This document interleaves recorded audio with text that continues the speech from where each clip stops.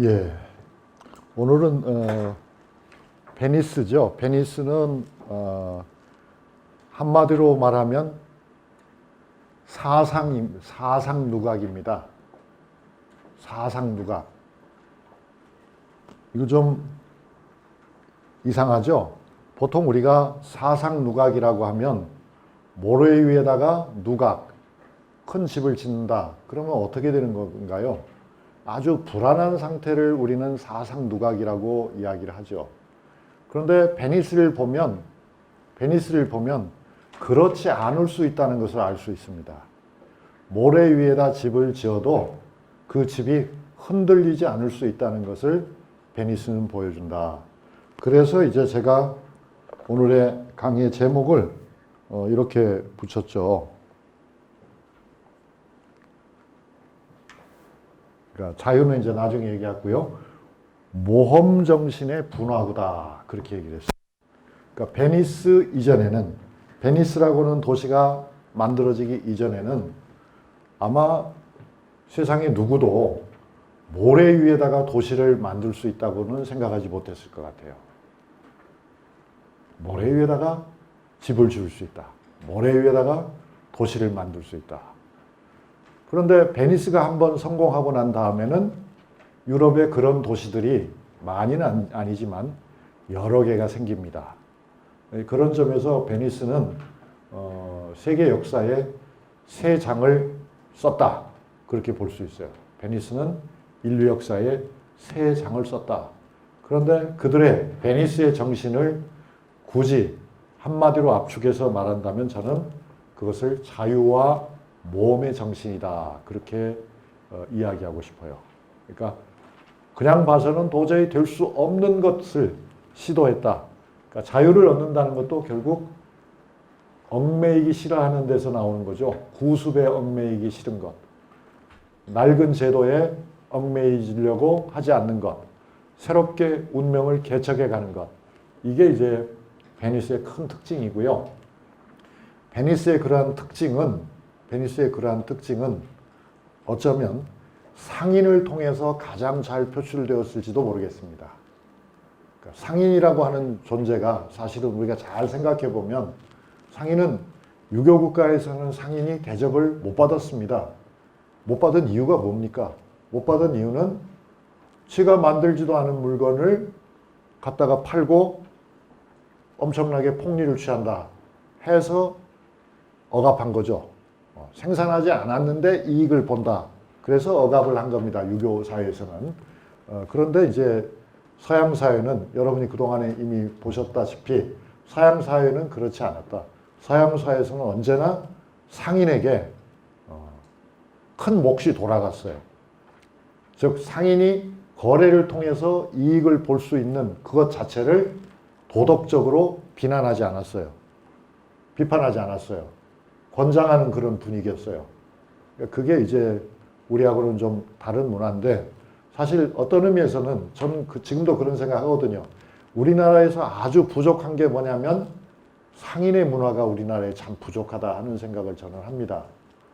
여러분 여기 다 이렇게 앉아 계십니다만 우리 집안이 정말 훌륭한 상인이야 라고 자부심을 갖는 분이 혹 계실까요?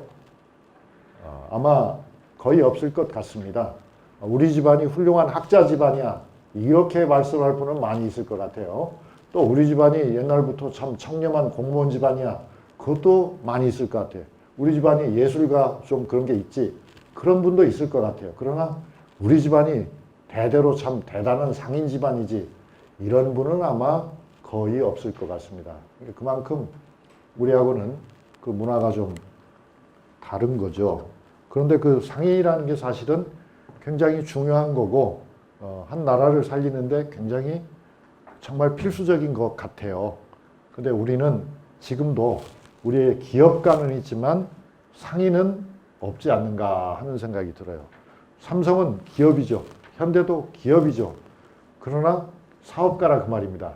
그런데 상인이라고 보기는 어렵지 않은가. 상인이라고 하는 것의 역할이 지금 다 사라진 것은 아닌 텐데도 그렇단 말이죠. 이 사상누각이라고 웃으면서 제가 말씀드린 베니스의 실제 모습입니다. 이게 이제 건물이잖아요. 그죠? 그것도 그냥 건물이 아니라 돌로 지은 건물이죠. 그 다음에는 이게 지금 물속입니다. 물속에 여러분 뭐가 보이십니까? 물속에 그 집의 토대가 된, 즉 기초에 해당하는 벽돌 또는 돌이 보이고 그 아래에 이게 보이십니까 여러분? 이게 뭐 같습니까 여러분? 잘 이해가 안 되는 물체가 나타나죠. 이게 나무입니다. 나무를 박았다. 집을 짓기 위해서 모래니까 모래 약하잖아요. 기반이 안 되죠. 기반이 안 되니까 나무를 이렇게 촘촘하게 긴 나무를 2m, 2.5m 되는 나무를 때려 박은 거예요. 언제? 이게 지금 중세의 일입니다. 중세. 그렇게 해서 결국은 토대를 만들어 놓고 그 위에다 집을 지었다. 그럼 우리가 생각할 때는 그렇잖아요. 아니 그렇게 생고생을 하느니 이탈리아에 그렇게 땅이 없는 것도 아닌데 그냥 바닷가에다가 하면 어떠냐.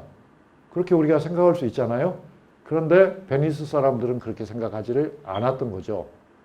섬이라고 하는 조건을 포기하고 싶지 않다. 베니스는 여러 개의 섬으로 구성이 되어 있거든요.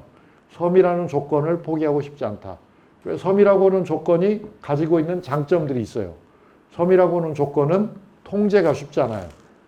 외부 인사가 마음대로 들어올 수도 없고 또 일단 안에 들어와 있는 것이 마음대로 빠져나갈 수도 없어요. 통제가 가능해. 그 다음에 대규모 상행위를 하는 데에는 운송수단이 역시 배가 아주 중요한데 육지로 가면 배를 또 어디다 두느냐 어떻게 하느냐 이런 문제들이 생기잖아요. 그래서 바다 안에 있는 섬에서 상업기지를 운영하는 것이 좋다. 그렇게 판단을 한 거죠. 말하자면 장보고가 완도에 청해진을 만든 거나 마찬가지라 그 말입니다.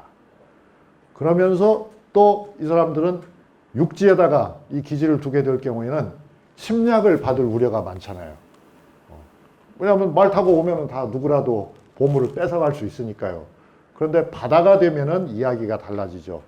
강화도가 정치적으로 의미를 가졌던 것도 그런 거 아니에요?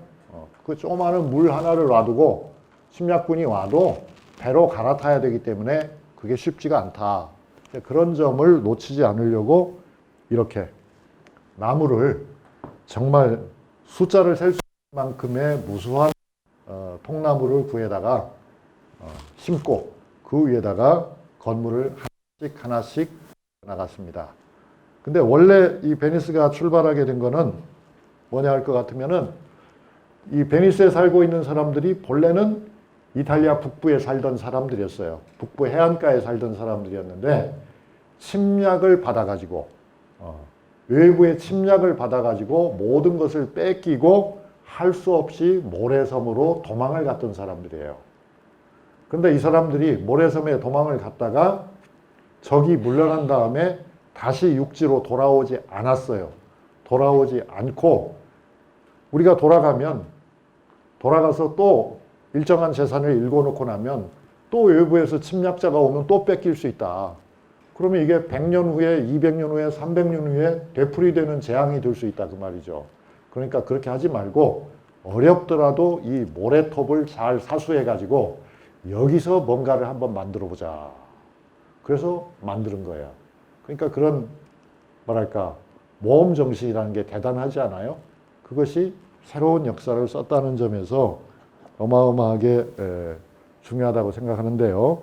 저는 이제 오늘 이야기를 이렇게 8가지로 나눠서 하려고 합니다. 그래서 첫째 시간에는 먼저 베니스를 이제 다녀오신 분들도 있고 베니스를 가고 싶어 하시는 분도 있고 궁금해 하시는 분도 있기 때문에 베니스라고 하면은 우리가 쉽게 떠올릴 수 있는 풍경들을 좀 한번 살펴보고요.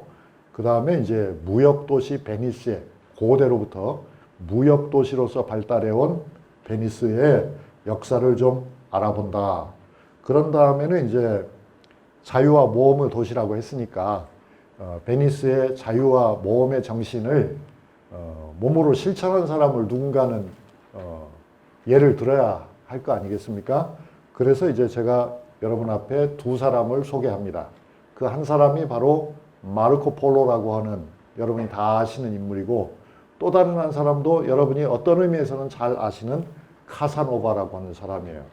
그럼 여러분은 좀 의외라고 생각할 수도 있어요. 아니, 교수님 점잖으신 분인 줄 알았는데 카사노바 같은 바람둥이를 데려와 가지고서 무슨 베니스를 대표한다는 그런 이상한 말씀을 하시니 이해가 안 된다. 그런데 제 설명을 듣고 나면 아마 좀 생각이 달라질 수도 있을 거라고 보고요. 그런데 그러한 무역국가, 도시국가 베니스는 결국 언젠가 막을 내리죠. 그 역사도. 그 역사가 막을 내리게 되는 데에는 나폴레옹의 침략이 큰 역할을 했어요. 그래서 나폴레옹이 18세기 말에서 19세기 초에 활동했던 프랑스의 군인이잖아요. 정치가죠. 그 나폴레옹이 결국은 베니스를 정복시킴으로써 무역국가 베니스의 운명은 끝났어요. 그런데 이제 그렇다고 해서 베니스가 몰락하는 건 아니에요. 몰락하는 건 아니에요. 베니스 사람들은 여러 가지 방법을 써서 다시 베니스의 경기를 살리고 베니스를 세계인의 베니스로 만드는 데 성공해요. 그런 것들이 이제 여러분 가면무도에 있잖아요. 베니스의 가면무도에, 또 베니스의 비엔날레, 이런 여러 가지, 또 여러 미술관, 관광업, 이런 걸로 이제 베니스가 다시 살아나서 베니스는 아주 부유한 도시가 되는데요. 7번째에 가면 그 베니스도 결국은 너무나 잘 나가다 보니 젠트리피케이션에 걸려들었다, 그 말이에요. 그 젠트리피케이션이라는 말은 뭐라고 번역하는 것이 좋을지 제 한국말 실력이 많이 딸리는 것 같아요. 그러니까 다른 사람들도 그냥 젠트리피케이션이라고 사용하고 있더라고요. 그러니까 원도심에 살고 있었던 원주민들이, 원래의 주민들이 쫓겨나는 그런 현상을 젠트리피케이션이라고 되게 얘기를 하는데요. 잘 나가는 도시에서, 가령 서울의 북촌에서 마찬가지 현상이 벌어지죠. 구미에도 어디 그런 일이 있는지 모르겠습니다. 그리고 이제 지금 베니스는 우리 모두의 과제인 기후위기죠. 기후위기를 맞아서 굉장히 심한 고통을 겪고 있어요, 베니스가. 그런데 역시 베니스의 후예들은 포기하지 않죠. 그래서 어떻게 베니스는 이런 문제를 해결하려고 하는지, 정말 기상천외의 방법으로 베니스는 이 문제를 헤쳐가려고 하고 있거든요. 그래서 그런 문제들을 오늘 여러분과 함께 살펴보려고 합니다. 이게 이제 베니스 하면 떠오르는 풍경, 첫째가 이런 가면무도의 장면인데요. 어때요? 그냥 가면하면 우리는 그냥 가면 이렇게 생각하지만 베니스 사람들이 사용하는 가면은 아주 좀 특별하지 않아요? 세상에 이렇게 상상력이 풍부한 가면이 있는가. 그리고 이렇게 옷을 입은 것도 보면 색깔, 색조 감각이 어떻습니까? 제가 보기엔 아주 환상적이에요. 저 사람들은 그냥 단순히 뭐 빨간색, 노란색 이런 게 아니에요. 그런 게 아니죠. 원색적인 듯 하면서도 굉장히 조화로운 색조를 만들어내고, 그걸 딱 보면은 아, 이건 뭔가 있어. 그런 느낌이 탁 온다. 그 이탈리아는 그런 점에서 참 대단한 문화국가인 것이 분명합니다. 그 베니스라고 하는 곳은 사실 따지고 보면은 이렇게 여러 개의 섬으로 이루어져 있죠. 하나가 아니죠. 그죠? 여기 카나레기오하고 카스텔리오, 이 두 개의, 이게 이제 주가 되는 섬이고요.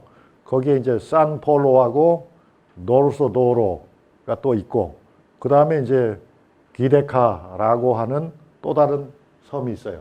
그래서 이것 전체를 일컬어서 우리가 베니스라고 하는 거죠. 그리고 이 베니스가 지금 여기에는 사람들이 다 많이 살고 있지만, 그러나 본래는 그렇게 된 건 아니고요. 어느 한쪽 구석에서부터 조금씩 키워간 결과 오늘날의 베니스가 되었다는 것도 뭐 여러분이 조금 뭐 생각해 보시면 바로 아실 겁니다. 이 베니스의 시민들은 자동차를 쓸 수가 없어요. 왜냐하면 섬이고 이건 워낙 좁은 섬이어서요. 자동차를 쓸 수는 없어요. 대신에 여기에는 보트를 써요. 그 보트가 이제 가령 수상 택시가 있거든요. 그래서 베니스에서는 급하면은 또는 물건을 많이 옮기려고 하면은 수상 택시를 불러서 움직여요. 그런데 이 수상 택시도 속도 제한이 있어요. 속도 제한이 굉장히 엄격해요. 아니, 바다에서 속도 제한을 왜 그렇게 하는 걸까요, 여러분? 아십니까? 속도 제한. 설명을 드리죠. 그것은 섬을 보호하기 위해서 속도 제한을 하는 거예요. 그러니까 섬을 어떻게 보호하냐면 수상 택시 가령 시속 30으로 달리느냐 시속 50으로 달리느냐에 따라서 물결이 다르게 일어나잖아요. 그죠? 속도가 높으면 물결이 훨씬 세게 일어나죠. 그러니까 물결이 세게 일어난다는 것은 결국 그렇지 않아도 사실은 취약한 사상 누각인 베니스의 여러 건물의 그 기초에 해당하는 부분들을 물살이 세게 때리는 결과를 가져오는 거예요. 그래서 그렇게 자꾸만 세게 때리다 보면은 집이 무너지게 되죠. 집이 부서지게 되죠. 집이 뒤틀어지죠. 그러니까 사고도 사고지만은 건물들을 보호하기 위해서 속도 제한을 엄격히 하고요. 그리고 그것을 어기면은 벌금이 아주 세게 나갑니다.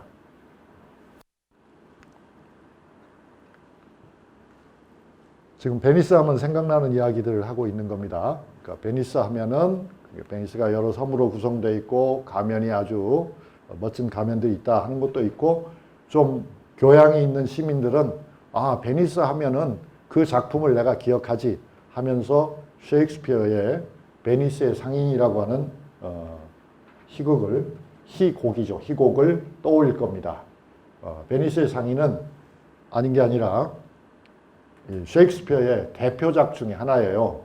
그래서 지금 여기에 그 유대인 채권자가 돈을 많이 빌려주고 돈을 못 받아가지고 돈 대신에 뭘 받기로 했죠? 살을 받기로 했죠. 살을 받기로 했죠. 그래서 지금 떼라고 지금 젖혀두고 있는 거죠. 가만히 있어 보자.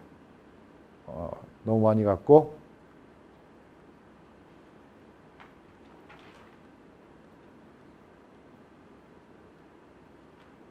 네. 오래 내라. 1파운드. 피는 가져가지 마라. 살만 1파운드 가져가라. 겉대면 안 된다. 돌 때도 안 된다. 사실상 불가능한 일이죠. 그죠? 그런 이야기. 그럼 이 셰익스피어는 이탈리아에 갔을까요? 이제 그런 의문이 생기죠. 셰익스피어가 살았던 시기는 16세기거든요. 16세기인데 셰익스피어가 쓴 희곡은 베니스를 무대로 한 것, 즉 이탈리아를 무대로 한 것들이 많아요. 베니스 상인도 있고 또 여러분이 우리 누구나 다 잘 아는 로미오와 줄리엣도 결국 이탈리아를 무대로 한 거죠. 그럼 왜 이 사람은 그렇게 이탈리아를 무대로 한 것들을 많이 썼을까 하는 의아한 생각이 들지 않으세요? 오랫동안 학자들은 셰익스피어가 이탈리아에 간 적이 없을 거라고 생각을 했었습니다. 그런데 요즘에 와서는 연구 결과 그렇지 않다. 셰익스피어는 이탈리아를 너무나 잘 알고 있다. 셰익스피어가 만약에 이탈리아에 가지 않았더라면 도저히 모를 아주 구체적인 것들을 정확하게 알고 있다. 그래서 이제 요즘은 결론을 바꿨어요. 셰익스피어는 아마도 이탈리아에 여러 해 동안 산 것이 분명하다. 이렇게. 참 재미있는 거죠. 연구라는 건 그런 데서 가치가 있는 것 같아요. 그래서 이제 요즘은 이런 책들도 나왔잖아요. 셰익스피어의 이탈리아 기행. 그런 책도 나와 있다. 그래서 이제 그러면 이제 또 질문하실지도 몰라요. 아니 근데 왜 셰익스피어가 다른 나라 아닌 이탈리아를 갔습니까? 라는 이야기도 할 것 같아요. 그 대답은 의외로 간단해요. 16세기의 유럽에서 제일 문화가 번성한, 화려한, 볼 것이 있었던 나라는 역시 이탈리아였다. 그거죠. 그래서 아시다시피 여러분, 이탈리아는 정치적으로는 아주 후진적인 나라였죠. 그래서 근대 국가를 만드는데 제일 늦었잖아요. 통일이 제일 늦었던 것이 이탈리아고, 그래서는 이탈리아와 독일이 제일 늦었잖아요. 독일은 여러 면에서 훨씬 더 후진적이었고 이탈리아는 문화적으로는 굉장히 앞섰으나 정치적으로는 문제가 굉장히 많았던 나라고 지금도 문제가 많은 나라이거든요. 그럼에도 불구하고 이탈리아의 문화를 그리워하고 이탈리아의 고전 문화에서부터 시작해서 오랜 문화적 전통을 그리워하는 많은 유럽의 지식인들은 평생에 한 번 정도는 이탈리아를 여행해야 된다고 생각을 했어요. 그게 19세기까지도 늘 그렇게 생각했어요. 그래서 그걸 이른바 영어로는 그랜 투어라고 하죠. 말하자면 대여행이라고 하는 거예요. 대여행. 그 누구나 다 그런 대여행을 꿈꾸었고 정말 많은 사람들이 그런 대여행을 했어요. 그래서 이제 여러분들이 도서를 검색해 보면 가령 괴테 같은 19세기 독일의 대표적인 문호도 이탈리아 기행이라고 하는 책을 쓴 게 아마 발견이 될 겁니다. 아마 읽어본 분들도 계실 것 같아요. 그건 결국 뭐냐면 서양 문화의 뼈대를 이루는 것이 고전 그리스 문화, 고전 로마 시대의 문화고 그것을 이어받아서 다시 되살린 것이 바로 르네상스였다 그 말이죠.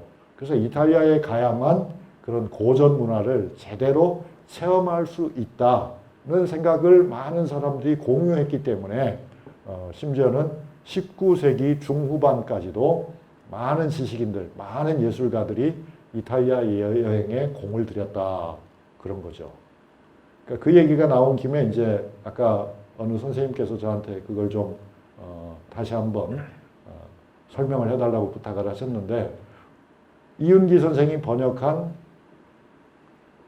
그리스와 로마의 신화, 그걸 그리스 로마 신화라고 보통 그렇게 얘기하잖아요. 그런데 사실 정확하게 말하면 제가 그때도 간단히 설명드렸지만 로마 사람들은 참 창의력이 부족했던 사람들이다. 그래서 그리스를 로마가 식민지로 삼고 나서 그리스의 신화를 다 몽땅 가져가 버렸어요. 그래서 결국은 그리스의 신들을 로마식 이름으로 부르기 시작했다. 그러면서 이제 사람들은 그리스 신화가 로마 신화로 바뀌어버린 거죠.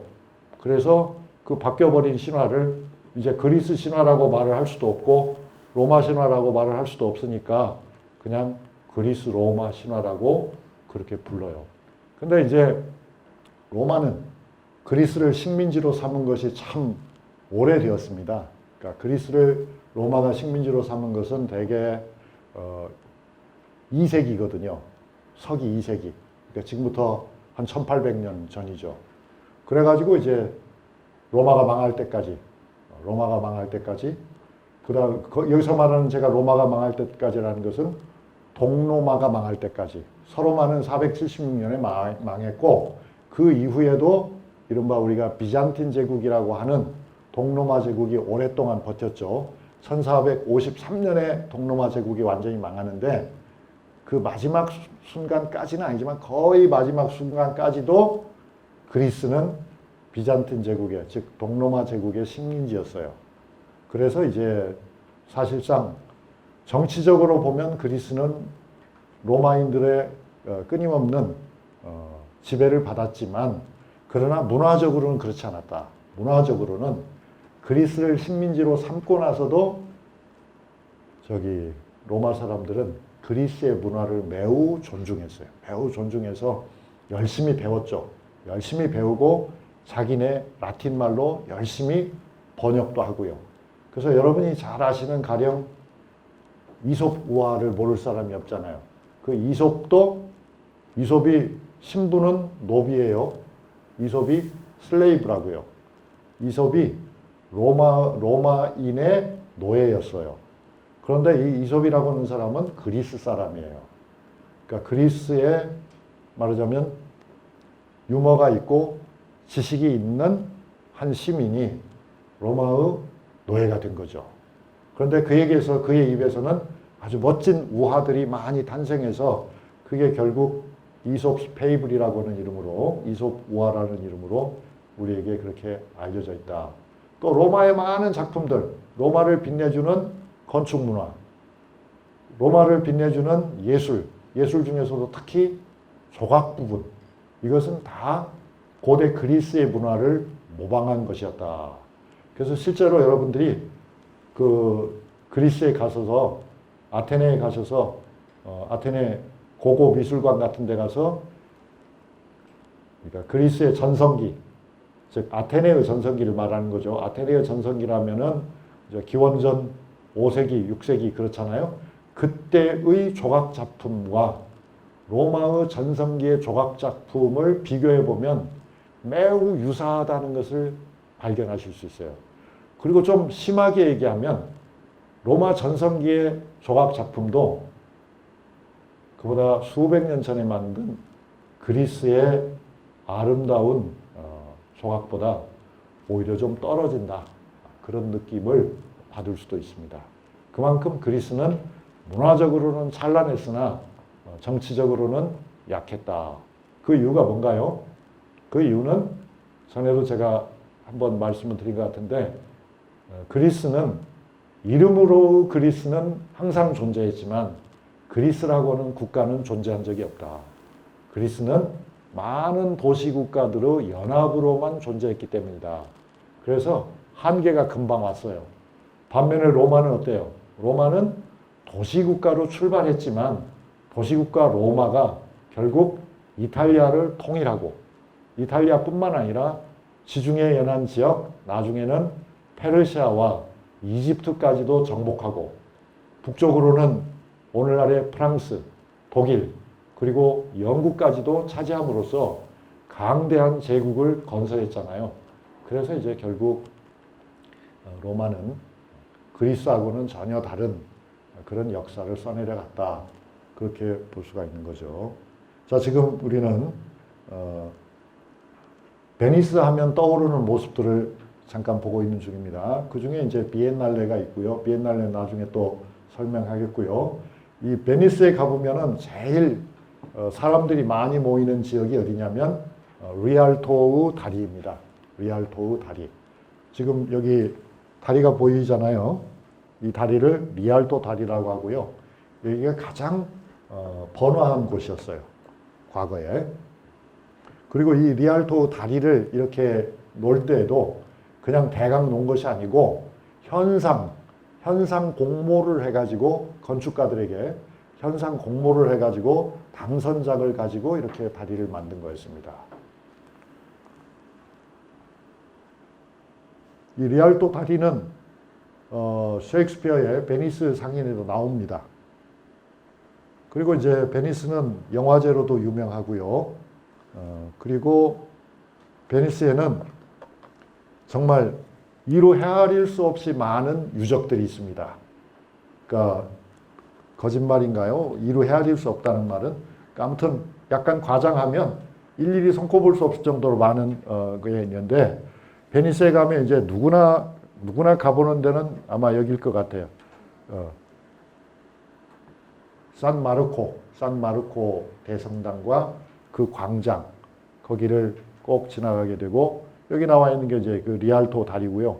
그리고 또 많은 성당 건물들과 그리고 또 총독 관저. 그러니까 베니스는 공화국이었거든요. 줄곧. 그러니까 베니스는 상인의 나라고 베니스는 왕을 거부했어요. 베니스는 상인들의 대표로서 총독을 삼았어요. 총독이라니까 좀 이상하죠. 총독이라는 말은 보통 식민지의 총독이잖아요. 맞아요. 베니스는 사실은 오랫동안 식민지였어요. 이렇게 부유하면서도 자발적 식민지였어요. 누구의 자발적 식민지였냐면 콘스탄티노플의 자발적 식민지였어요. 콘스탄티노플의 군사적 보호를 필요로 했기 때문에 오랫동안 그랬어요. 그러나 나중에는 그 콘스탄티노플을 침략한 것도 베니스였죠. 페스티벌도 아주 유명하고 또 베니스 하면은 꼭 이 장면도 생각날 수 있어요. 이걸 뭐라고 하죠, 여러분? 이게 곤돌라라고 우리가 하는 거잖아요. 곤돌라. 이 곤돌라를 지금 이 사진에서는 멋지게 차려입은 사람이 아닌데 그 이탈리아 전통 복식을 하고 그죠? 대개 이제 위에는 하얀 상의, 아래는 검정 바지를 입고 그리고 이제 이 곤돌라를 몰면서 노래를 부르는 거예요. 어떤 노래 좋아하세요? 이탈리아 가곡 여러분들 아마 오 솔레미오 같은 거 누구나 다 아실 것 같아요.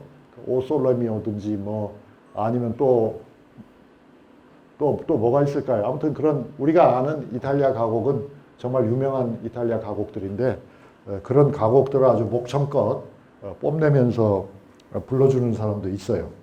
그리고 이제 베니스에서는 당연히 이게 바다 지중해 안에 있는 섬이기 때문에 아주 싱싱한 생선을 비교적 싼 가격에 얼마든지 사 먹을 수 있는 그런 이점이 있죠.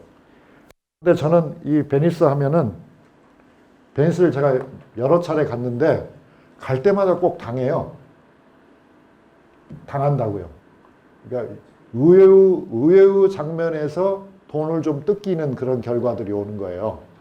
그런 걸 보면 이탈리아 사람들이 굉장히 뭐랄까 나쁘게 말하면 사기적이지만 저는 그렇게 말하고 싶지는 않고요. 굉장히 재치가 있다 그런 생각이 드는 거예요. 예를 들면 제가 당한 일을 말씀드리면 차를 몰고 갔어요. 그럼 베니스 안에 다리가 있거든요. 갔어요. 그런데 주차장을 찾고 있는데 어떤 사람이 막 손짓을 하는 거예요. 그래서 갔죠. 주차장 찾기 어려우니까. 그리고 이제 차를 세웠어요. 차를 세웠는데 주차비를 얼마 내야 하느냐고 물었더니 그냥 마음대로 알아서 주라는 거예요. 그 좀 이상하기는 한데 많이 줄 생각은 없죠. 그러니까 당연히. 그래서 뭐 좀 짜게 줬어요. 근데 아주 반갑게 받더라고요. 나중에 알고 보니까 그 사람은 주차요원이 아니었어요. 그 사람은 거지였어요. 그냥 와서 취미 삼아서 사람을 이렇게 하고 돈을 받고 그냥 가는 거예요. 예를 들면 우리가 볼 때는 주차장에서 그러고 있으면 주차원이라고 요원이라고 당연히 생각하죠. 근데 그렇지 않다. 그 다음에 또 이제 가서 음식을 주문했죠. 음식을 주문했는데 이제 기분 좋게 음식을 먹는데 보니까 가격표가 있더라고요. 가격표가 있어서 가령 이게 10달러라. 10달러인 줄 알고 나도 10달러, 쟤도 5달러, 15달러 이렇게 해서 그럼 나는 30달러를 먹었다고 생각을 했죠. 그래서 계산을 할 때 다 그렇게 보고 했으니까요. 그런데 나는 30달러를 먹었는데 40달러를 내라는 거예요. 그러니까 따지죠. 아니 왜 30달러라고 했는데 왜 40달러를 내라는 겁니까? 그러니까 설명이 아주 걸작이에요. 거기에는 세금은 포함되지 않았다. 첫째. 그 다음에 자릿세도 거기에는 포함되지 않았다. 그래서 그걸 다 합치면 40달러다. 이렇게. 그럼 이 가격표는 뭐하라고 붙였습니까? 하여튼 참고하라고 붙인 거지 꼭 그렇게 받는다는 뜻은 아니다. 이럴 때면 그런 거예요. 근데 이제 그렇게 어찌 보면 굉장히 치사한 거기도 하고 또 어떻게 보면 뭐 그럴 수도 있겠다. 이렇게 생각하고 그냥 웃고 마는데요. 하여튼 그 이탈리아 사람들은 베니스도 그렇고 어디를 가나 그런 우리말로 하면 뭐 꼼수라고 하나요? 그런 어떻게 생각하면 별로 기분이 좋지 않은 그런 방법으로 꼭 하는데 금년에는 이걸 당했으니까 내년에 갈 때는 이거를 피해야 되겠다 하면은 또 다른 것이 또 나와 있어요. 그래서 하여튼 결국은 한 번은 당하게 돼 있더라고요. 그 아주 멋진 이탈리아입니다. 그런데 이제 그 이탈리아의 베니스는 이제 무역도시 국가 이탈리아 베니스를 얘기하는 거죠. 이건 그림입니다. 19세기에 그린 베니스의 그림인데 그림을 자세히 보면은 여러 나라 사람들이 있어요, 이미. 그래서 국제도시라고 하는 것을 그림 속에서도 볼 수 있다. 그러니까 여기 가령 여기 이 사람은 터번을 쓰고 있거든요. 그러니까 아마 이 사람은 터키 상인인 것 같아요. 그러니까 그런 식으로 복장을 하나하나씩 뜯어보면은 다 조금씩 다르다. 그리고 그 배에서 보면 아주 어마어마하게 우람한 건물이 보이는데 이게 바로 총독의 관저예요. 굉장히 크죠. 이게 지금 아까 보셨지만 베니스라고 하는 곳이 모래톱 위에 세운 도시인데 거기에 말하자면 우두머리가 공화국의 우두머리를 식민지 상태를 벗어난 다음에도 계속 총독이라고 불렀어요. 한 번 총독이라고 부른 다음에는 공화국이 된 다음에도 여전히 총독이라고 불렀는데 그 관저가 이렇게 굉장히 웅장하고 화려하다. 그것은 결국 베니스의 부를 보여준다. 그래서 아까도 제가 그런 말씀을 드렸는데 섬이라서 이 사람들을 어떻게 통제를 했냐면 저녁이 되면 배를 다 묶어버리는 거예요. 그래서 밤새 배 하나도 빠져나가지 못하게. 그리고 아침이 되면 그걸 다 열어놓는 거예요. 그리고는 컨트롤하는 거예요. 그러니까 이게 베니스는 이 작은 섬인데도 베니스의 말하자면 원로원의 의원 수가 수백 명까지 늘어났다고 그래요. 그거는 각 상인 집안을 대표하는 인물들이었죠. 그러니까 공화국이니까 결국 그 사람들이 운영을 하는 것인데 그런데 세금을 거두는 것이 정말 봐주는 게 없었다 그 말이에요. 세금을 아주 철저하게 거뒀기 때문에 베니스는 공적인 자산이 풍부했던 거예요. 그리고 공적 자산이 풍부하기 때문에 막강한 해군을 해군 기지를 만들 수도 있었고 식민지를 개척할 수도 있었고 그리고 이렇게 화려한 건물과 아주 값비싼 예술 작품들을 수집할 수도 있었던 거다. 그러니까 국가는 돈이 있어야 되는 거예요. 그러니까 우리나라하고는 좀 운영 방식이 많이 달랐던 거예요. 그러니까 이게 지금 제가 말씀드리고 있는 베니스의 모습은 15세기 이전의 베니스를 얘기하고 있는데요. 우리 한국은 동아시아 국가 중에서도 사실은 아주 유명해요. 어떤 점에서 유명하냐면 세금이 싸기로 유명하다고요. 지금도 사실은 한국은 세금이 싼 편이에요. 아니라고 생각하시는 분들도 있지만은 실제로는 그건 다른 나라하고 비교를 해보면 알아요. 세금이 훨씬 싸요. 그런데 베니스 같은 나라는 유럽 나라들은 세금이 비싸요. 세금이 비싼 대신에 세금이 비싸면 좋은 것도 있어요, 여러분.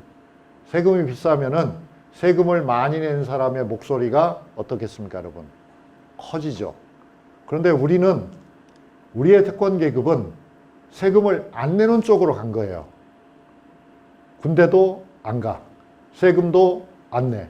그러면서 나라를 내 거라고 생각해. 그런 사람들이 많았던 거죠. 그러니까 나라가 그러면 결과적으로 어떻게 되겠어요? 약해지죠. 돈이 없잖아요, 나라가.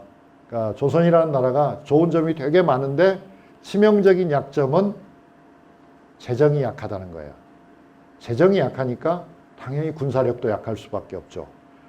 그리고 그런 재정적인 능력이 약하면은 부수적으로 생기는 나쁜 점이 또 있어요.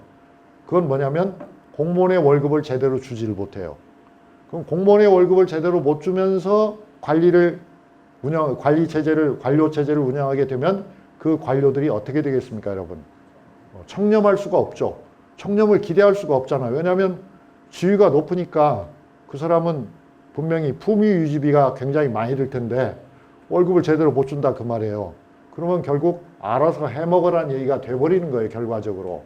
그러니까 아무리 임금님이 청렴을 강조해도 실제로 청렴한 관리가 많을 수가 없다. 왜? 먹고 살아야 되니까. 이제 가령 조선시대는 여러분 아시겠지만 여기 가령 우리가 지금 있는 데가 선산이잖아요. 선산부. 또 인동. 그러면 선산이나 인동에 국가에서 파견한 관리는 한 명씩밖에 없어요. 조선 전기에는 2명이지만 후기가 되면 1명밖에 없어요. 부사나 목사밖에 없어요. 월급 받는 사람은 그 사람밖에 없어요. 그런데 실제로는 선산부나 인동부가 행정적으로 유지를 되려면은 유지하기 위해서는 얼마나 많은 사람들이 거기서 말하자면 공적 요원으로 일을 했겠습니까? 적어도 다 선산에도 100명 이상, 인동에도 100명 이상의 요원들이 활동을 했죠. 그런데 그 사람들은 월급이 없었던 겁니다. 한 푼도 없었던 겁니다. 한 푼도. 그러니까 그 사람들이 해먹는 건 어떻게 했어요? 너무나 당연한 일이 돼버리는 거죠. 그러니까 우리는 그런 식으로 국가를 유지했다. 그건 참 위험한 방식이라고 생각해요. 그런데 저 사람들은 철저하게 돈을 걷어서 군사력도 키우고 공적인 건물도 짓고, 그러니까 우리는 그렇게 돈이 없었으니까, 그러니까 실제 나라가 가난한 것보다는, 나라가 그렇게 가난하다기보다는 국가가 가난했던 거죠. 세금을 못 거두니까, 안 거두니까. 그러니까 1592년에 경복궁이 불탔지만 그 경복궁을 대원군이 집권할 때까지는 다시 짓지도 못했다. 지을 생각도 못했다. 비용이 무서워서. 그런 걸 보면 그러니까 세금을 지금도 우리는 거기에 너무 익숙해요. 그래서 나는 여러분은 어떻게 아실지 모르지만 저는 이발소에 가면 또는 식당에 가면 현금으로 내시면 10,000원, 카드로 내시면은 12,000원입니다 했을 때 저는 항상 카드로 냅니다. 이유가 뭐겠습니까? 나라를 좀 도와주자 이거예요. 내가 2,000원 더 내자 이거예요. 그래야지 그분이 현금으로 내면 깎아준다고 하는 것은 제가 보기에는 혐의가 생겨요. 어떤 혐의? 이 사람이 탈세하려고 하는구나 하는 그런 혐의를 두게 돼요. 그래서 저는 여러분들에게도 부탁드리고 싶습니다. 돈 1,000원 더 내시고 카드로 내세요. 그래서 세금, 세원이 확실하게 하세요. 뭐 세금 네 돈도 아니고 내 돈도 아니다라고 생각하면 안 되는 거죠. 제가 지금 무슨 말하고 있는지 잘 모르겠습니다. 아무튼 그러니까 결국 이런 공공 건물들이 많이 생기게 되죠. 세금을 제대로 받으니까. 그리고 또 그렇게 세금을 정상적으로 다 냈기 때문에 부자들이 어떻게 되겠어요? 애헴하는 거죠. 내가 세금을 내니까 이 나라가 돌아가는 거야. 그러니까 나는 이 국가에 대해서 권리가 있어. 의무도 있지만 난 권리도 있어. 그리고 사람들이 그 사람들을 어떻게 하겠어요? 존중하죠. 존중합니다. 존경합니다. 아, 나도 저렇게 일 잘해가지고 세금 많이 내면서 귀족이 되어봤으면 좋겠다. 나도 그렇게 잘 나갔으면 좋겠다. 이렇게 바라게 된단 말입니다. 그게 이제 사회를 건강하게 하는 힘입니다. 그래서 물론 그렇다고 해서 베니스가 뭐 아주 건강했다 그런 뜻은 아니에요. 부정이나 부패는 어디나 있는 것이지만 정도의 차이는 명백한 거죠. 명백한 겁니다. 이제 이렇게 아주 전성기 베니스의 모습이죠. 여기 큰 배가 보이고, 그죠? 이건 아마 한 10, 아주 전성기는 아니고 전성기가 조금 갔을 때, 그래도 여전히 성황을 누릴 때의 모습입니다. 이게 이제 베니스의 옛날 지도고요. 리알토 다리. 이 리알토 다리 근처에 뭐가 있었길래 그렇게 리알토 하십니까? 하신다면, 은행이 많았어요. 은행이 많았고, 그 다음에 금은 그 보석상들이 많았어요. 보석상들이 많고, 그 다음에 이제 값비싼 수공업품들을 판매하는 전문 상점들이 리알토 주변에 많았습니다. 그래서 이제 사람들이 다 리알토 주변으로 몰려들곤 했던 거다. 그리고 이제 리알토의 이 다리 위에서 보면은 여기 다리 위에 이렇게 난간 창문이 있잖아요. 여기가 운하, 대운하예요. 그랜드 캐널이에요. 그래서 이제 큰 배가 드나들고 사람들이 막 부산하게 움직이는 모습을 관찰할 수 있기 때문에 많은 사람들의 말하자면 관광지가 된 거죠. 그런데 이 그림을 보셔야 여러분들이 베니스의 그 국제무역이 어느 정도였는가를 실감하실 수 있을 거라고 봅니다. 여기에 보면 지중해 무역의 중심지는, 그러니까 이 지중해 무역이 발달한 것은 언제까지냐면 대항해 시대가 열리기까지예요. 그러니까 포르투갈이나 스페인이 대서양을 건너가고 아시아로 진출한 것이 이제 15세기부터 시작돼 가지고 17세기가 되면 아주 전성기가 되거든요. 그 이전의 모습이에요. 그 이전에는 유럽의 무역을 사실상 두 도시가 독점했다. 그리고 그 두 도시는 모두 이탈리아의 도시였다. 그리고 그 두 도시는 서로 전쟁을 많이 했다. 왜냐하면 패권 다툼이 없을 수 없죠. 그래서 그 두 도시가 바로 하나는 베니스고 또 하나는 베니스의 반대편에 있는 제노바라고 하는 도시입니다. 그런데 이제 베니스의 영역은 제가 여기 녹색으로 표시했고요. 제노바의 영역은 빨간색으로 표시했는데 둘 다 정말 막상막하죠. 그죠? 막상막하로 여기가 이제 우리가 지난 시간에 간 이스탄불, 콘스탄티노플이고요. 이게 뭐 유럽의 바다를 다 휘젓고 다닌 거예요.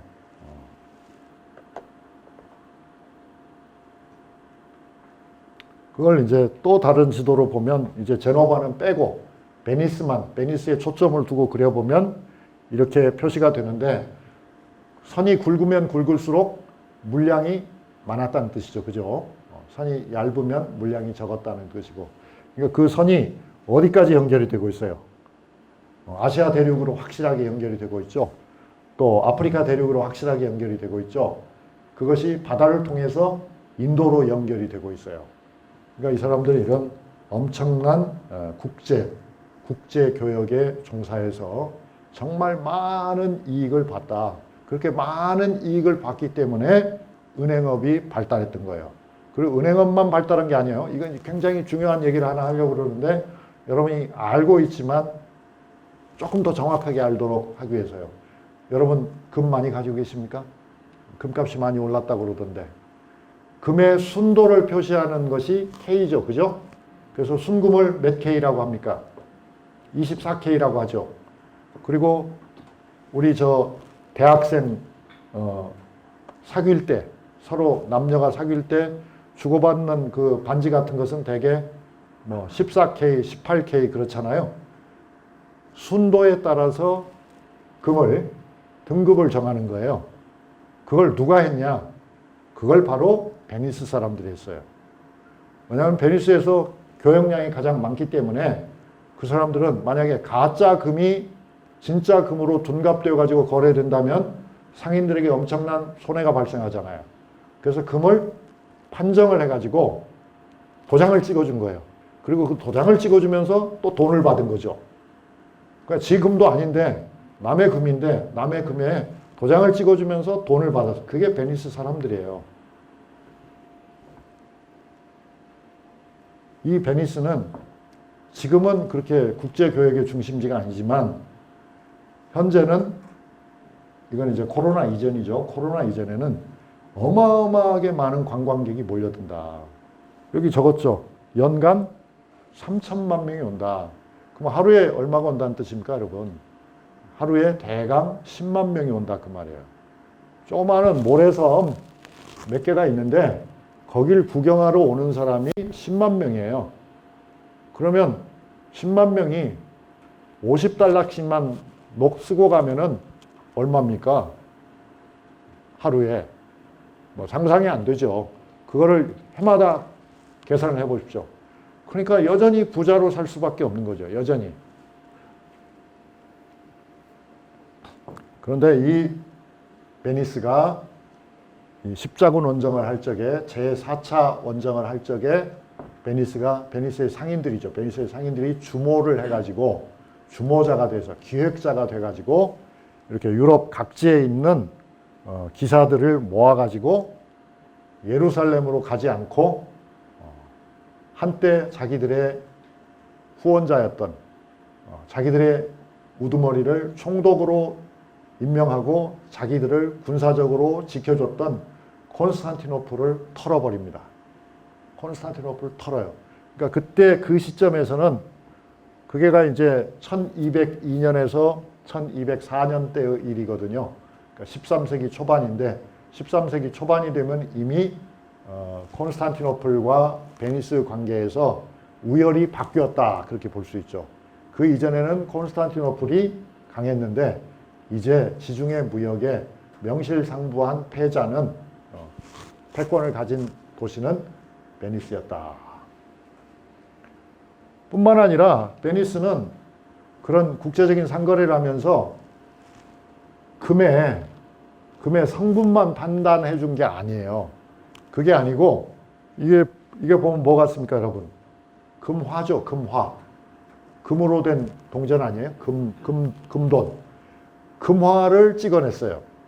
금화를. 그러니까 아주 악질이 아니고 양질의 금화를 생산했어요. 그래서 이 양질의 베니스의 금화를 두카트라고 합니다. 두카트라고 하는데, 대개 한 개의 무게가 3g 정도 되는 두카트예요. 완전 금으로 된 3g 정도 되는, 그것도 종류가 여럿이 있지만 가장 많이 쓴 것은 그렇다 그 말이죠. 3g 정도 되는 금화를 만들어서 그 금화가 유럽 세계 전부, 그리고 이슬람 세계 전부, 그리고 아프리카, 인도에서도 법정 화폐로 사용이 됐어요. 그런데 사실은 베니스에서는 금이 1g도 나오지 않아요.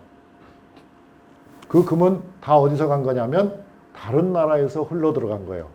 주로는 아프리카에서 간 거예요.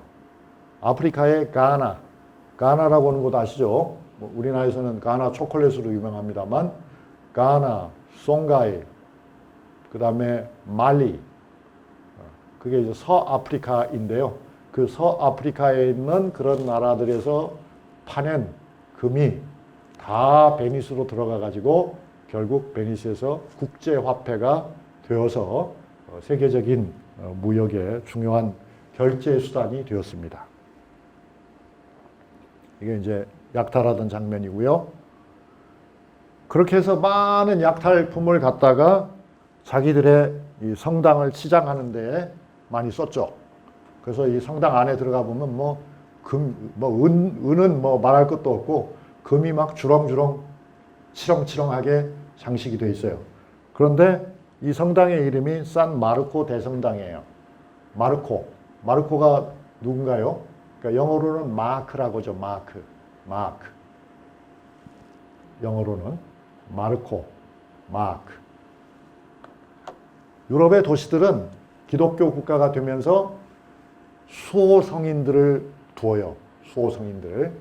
그런데 이 마르코라고 하는 성인은 예수님의 제자죠. 예수님의 제자인데 이 제자는 상인들의 수호신이에요.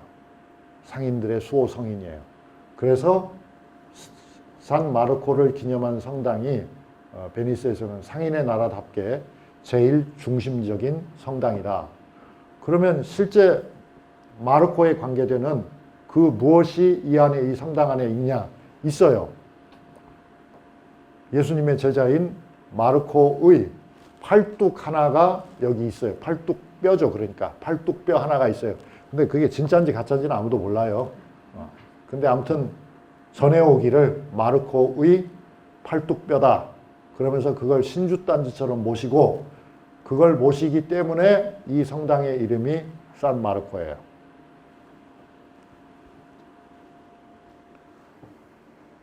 그리고 이제 그 앞에 있는 이게 이제 그러니까 산 마르코 대성당이고요. 그 앞에 이 넓은 광장이 있어요. 이 넓은 광장에서 많은 사교 활동이 이루어졌다. 그게 이제 아까 그 금화, 두카트라고 하는 금화를 얘기했는데 금화의 모습을 여러분에게 잘 보여드리려고 크게 확대된 모습으로 보여드립니다. 어때요? 갖고 싶죠? 황금을 보기를 돌같이 하십시오, 여러분.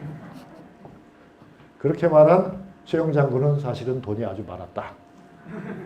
정말입니다. 최영 장군은 아주 이름난 고려의 귀족 가문이고 귀족 가문 출신이고 돈이 당연히 많았습니다. 재물이 아주 많았고 뿐만 아니라 자신의 딸이 우왕의 후궁이었어요. 그러니까 궁중 세력이기도 했습니다. 그래서 이제 이성계와는 대립할 수밖에 없는 입장이었다. 이게 이제 아까 말씀드린 금을 이렇게 금괴를 다 이렇게 만들고 뒤에 보면 이게 다 중량도 적고 뭐 여기 어쩌고 저쩌고 쓰잖아요. 이런 것이 다 이 베니스에서부터 시작된 거다. 그러니까 여러분 돈을 버는데 저는 뭐 돈을 버는데 뭐 관심은 있지만 그렇게까지 크게 관심은 없는데 참고로 말씀드리는데요. 제가 이렇게 역사를 공부해 보니까 정말 부자 나라가 된 나라들은 실제 자원이 없더라고요. 그러니까 자원이 많은 나라는 부자가 못 되더라고요. 역설적으로. 자원이 많은 나라는 더 영리하거나 더 용맹하거나 한 나라의 밥이 되지 그걸 가지고 부자가 되지는 못하더라고요. 정말 부자가 되는 나라는 우리나라처럼 자원이 없는 나라더라고요. 자원이 없으면서 한 가지 자원이 있을 때 어떤 자원? 인적 자원이 있을 때 그때 정말 막강한 나라가 되는 거지 자원이 없어서 아무것도 못한다. 그거는 변명이에요.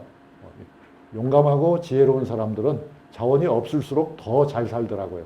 어쩌면 우리가 지금 그나마 이렇게 우리가 살 수 있는 것도 우리가 자원이 없어서일 것 같아요.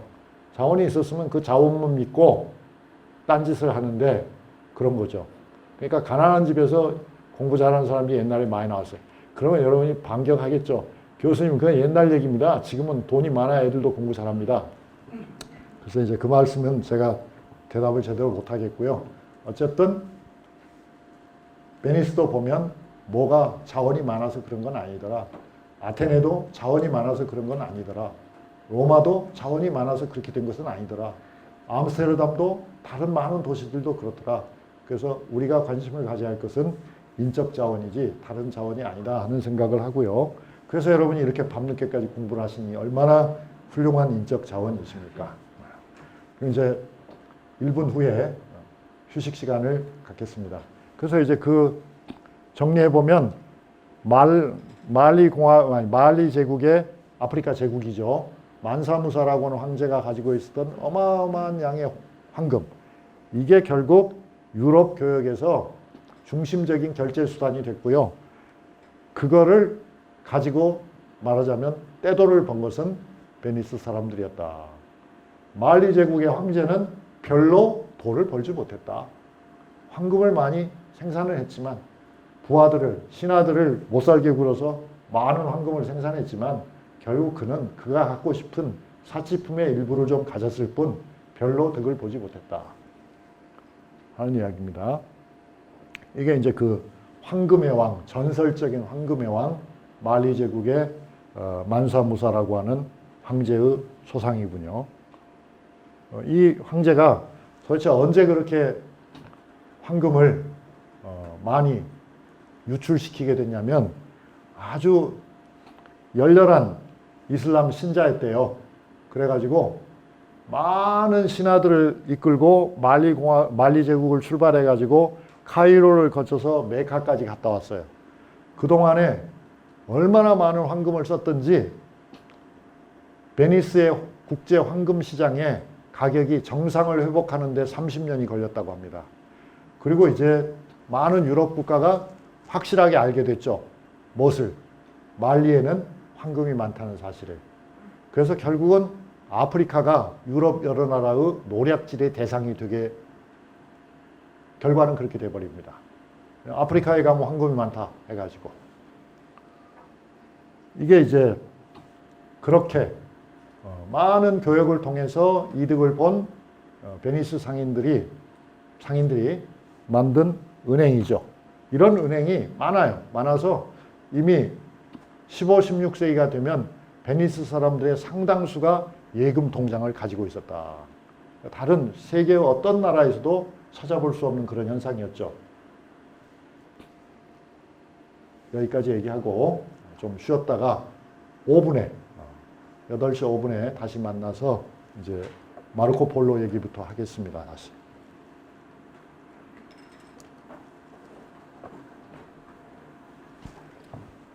마르코잖아요. 그러니까 이 폴로 집안의 마르코라는 이름을 가지고 있는데 이 마르코라고 하는 이름은 베니스에서는 굉장히 흔한 이름이고 상인들이 매우 좋아하는 이름이었던 거예요. 그리고 이제 서양 사람들의 그 집안의 그 이름에 관한 관습은 뭐냐면 두 가지를 말씀드리고 싶어요. 하나는 한 번 그 집안에 들어온 이름은 사라지지 않는다. 그 집안에서. 그러니까 대대로 사용한다 하는 거죠. 이름을 계속 재생해서 써요. 그래서 이제 시니어니, 주니어니 하는 표현을 하는 거죠. 우리는 조상의 이름을 쓸 수 없죠. 조상의 이름에 나오는 글자도 쓰면 안 되죠. 그걸 우리는 기휘라고 하죠. 휘라고 하는 거는 이름 휘자죠. 조상의 이름을 회피한다. 그래서 기휘라고 하는데 서양 사람들은 기꺼이 조상의 이름을 쓴다. 이름을 물려받는다. 그래서 이제 같은 이름이 꼭 나온다는 거고요. 또 하나는 이제 유행하는 이름들이 있는 거죠. 가령 제가 1980년대 독일에 가보니까 독일에 그 당시 나이 좀 먹은 사람 중에는 아돌프가 어마어마하게 많더라고요. 아돌프. 왜 이렇게 아돌프가 많겠어요? 히틀러 때문이죠. 히틀러가 너무 인기가 좋았기 때문에 히틀러 시대에 태어난 아이들을, 남자아이들을 그냥 집집마다 다 아돌프라고 부른 거예요. 그래서 아돌프가 굉장히 많더라. 그런가 하면은 바로 그 1980년대에 태어난 아이들 중에는, 여자아이들 중에는 슈테피가 굉장히 많더라고요. 슈테피가 왜 그렇게 많았겠어요? 그 당시에 독일의 전설적인 테니스 여자 선수가 슈테피 그라프였거든요. 그래서 슈테피라고 하는 이름을 되게 많이 쓰더라고요. 그래서 이름의 유행 현상이 서양에는 굉장히 심하다. 그러니까 아무튼 우리하고는 좀 그런 점에서 다르죠. 우리는 이름이 굉장히 다양해요. 우리는 성이 다양하지 않은 대신에 이름은 참 다양하다. 그래서 서양 사람들은 우리 이름을 굉장히 어려워해요. 왜냐하면 뜻도 모르는 그런 단어를 조합해서 한 그 이름을 불러야 되니까 굉장히 힘들어요. 그래서 이제 독일 사람들은 제가 백승종이잖아요. 근데 백승종을 백승종이라고 그냥 읽을 줄 아는 사람이 한 명도 없는 거예요. 한 명도 없이 전부 다 용용 바이크 이렇게 하는 거예요. 이게 뭐지? 알고 보니까 제 이름을 그렇게 부르고 있는 거였어요. 그래서 제가 아유 그렇게 불편하게 하지 말고 그냥 페터라고 하시라고. 독일의 흔한 이름이 피터니까 페터. 그냥 페터라고 하시라고. 페터라고 하면 내가 난 줄 알 테니까. 그러니까 이제 이름이라는 것이 익숙해야 부를 수가 있는데 서양 사람들이 우리 이름이 너무 익숙하지 않아가지고 어려움을 겪고, 그 다음에 우리 성이 같은 사람 성이 너무 많아가지고 10명이 있으면 그 중에 3사람은 김씨니까요. 도대체 이게 김, 첫 번째 김인지 두 번째 김인지 세 번째 김인지를 모르는 거예요. 그래서 아마 앞으로 우리가 이제 세계화되는 시대에는 그러니까 여러분들이 다 그런 서양식 이름을 하나쯤 가지고 있는 것도 괜찮을 것 같아요. 그냥 친하려면 이름을 부를 수 있어야 되는데 이름을 못 부르면은 친하기가 어렵잖아요. 그러니까 서양 사람들은 이름이 정해져 있잖아요. 성경적인 이름으로 다 정해져 있고 또 나라마다 선호하는 이름들이 되게 있으니까 쉽게 부를 수 있는데 우리는 그렇지 않아서 서양 사람들 만날 때 그렇게 해야 된다. 반대의견은 기대하기 어려워요. 서양 사람들이 우리 이름에 익숙해지기는 어려울 거라고 봅니다. 왜냐하면 그 사람들 우리보다 머리가 좋지 않거든요. 그러니까 머리가 좋은 우리가 양보를 해야죠. 자, 이 마르코 폴로와 카사노바가 저는 베니스를 상징하는 인물들이라고 생각해요. 보시다시피 이제 이 베니스는 아까 이 조그마한 섬이었지만은 이 섬은 보이지도 않네요. 이 지도에서는 하도 작아서.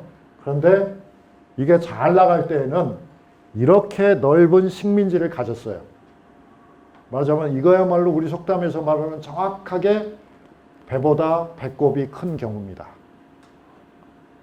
베니스는 여기 점 하나, 바다에 있는 점 하나, 찍지도 못한 점 하나, 그게 베니스 모국이고 주변에 이런 많은 식민지를 가졌다.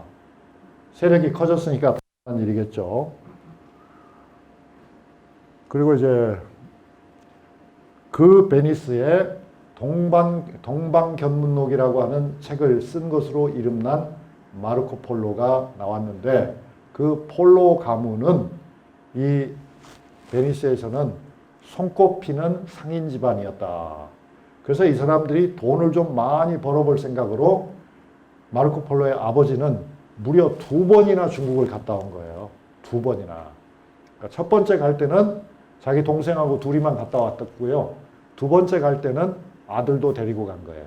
그 아들이 나중에 유명해져서 우리는 아들만 간 것으로 오해할 수 있지만 실제로는 그렇지는 않았어요.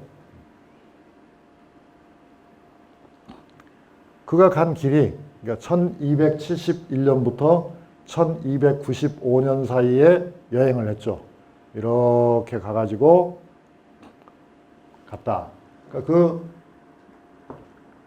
물론 이제 이런 여행 경로를 우리가 이렇게 비교적 구체적으로 알 수 있게 된 거는 동방견문록에 나와 있기 때문에 지명들이 나와 있기 때문에 그걸 가지고 이제 재구성을 한 건데요. 학자들 사이에서는 이걸 둘러싸고도 오래 토론이 있었습니다. 그러니까 많은 학자들은 까다로운 학자들은 아닐 거다. 마르코 폴로라고는 인물은 허구의 인물인 것 같다. 그가 진짜로 중국에 다녀간 것 같지 않다. 그런 주장을 많이 했었어요. 아마도 다른 사람의 여행기들을 절취해가지고 합성해서 그냥 뒤죽박죽으로 섞어서 만든 것이 아닐까? 잡탕밥이 아닐까? 그렇게도 생각을 했어요.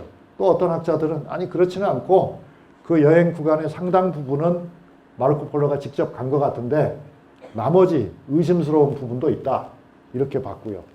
그런데 이제 오늘날에는 연구를 많이 하다 보니까 오히려 거꾸로 대부분 진짜인 것 같다 하는 쪽으로 이제 그렇게 결론이 났어요. 대부분 마르코 폴로가 실제로 간 것 같다. 그 이유는 뭐냐면 실제로 간 사람이 아니면은 모를 세부적인 정보들이 들어있다 하는 것이 그 반론의 중요한 근거가 되죠. 그런데 이제 중국 쪽에서 의문을 제기한 사람들은 어떤 걸 문제 삼았냐면 아니 마르코 폴로가 이렇게 오랫동안 중국에서 활동을 했다고 그러는데 중국 역사책에 한 줄도 안 나온다. 안 나오거든요, 마르코 폴로가. 그래서 저도 그런 이유로 마르코 폴로에 의심을 많이 뒀어요. 그런데 중국 역사를 제가 좀 더 공부를 한 다음에는 그런 의심이 부질없는 짓이었다는 것을 알게 됐어요. 그게 무슨 뜻이냐면요. 13세기 중국에는 너무나도 많은 외국인이 왔기 때문에 마르코 폴로 한 사람만 왔다 간 게 아니에요. 수천, 수만 명의 서양 사람들이 다녀갔기 때문에 그거 뭐 일일이 한 줄씩 적기로 하면은 중국 역사책 쓸 수도 없다. 그럴 정도이기 때문에 기록에 나오지 않아서 거짓이다라고 믿는 것은 오히려 너무나 순진한 생각이다 하는 생각을 하게 되었습니다.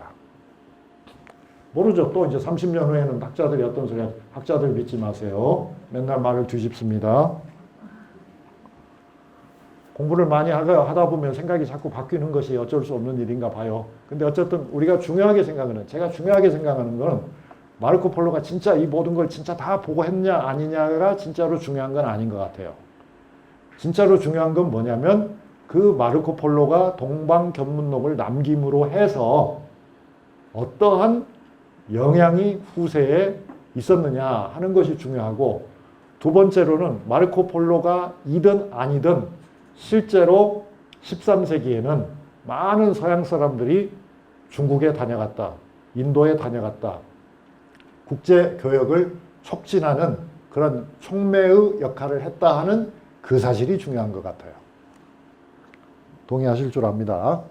그 이제 이게 그림은 이제 이런 그림도 있는 거죠. 마르코 폴로가 원나라의 쿠빌라이 앞에서 찾아뵙고 어쩌고 저쩌고 사정을 이야기하고 있는, 서양 사정을 이야기하고 있는 장면인데, 이건 물론 상상화입니다.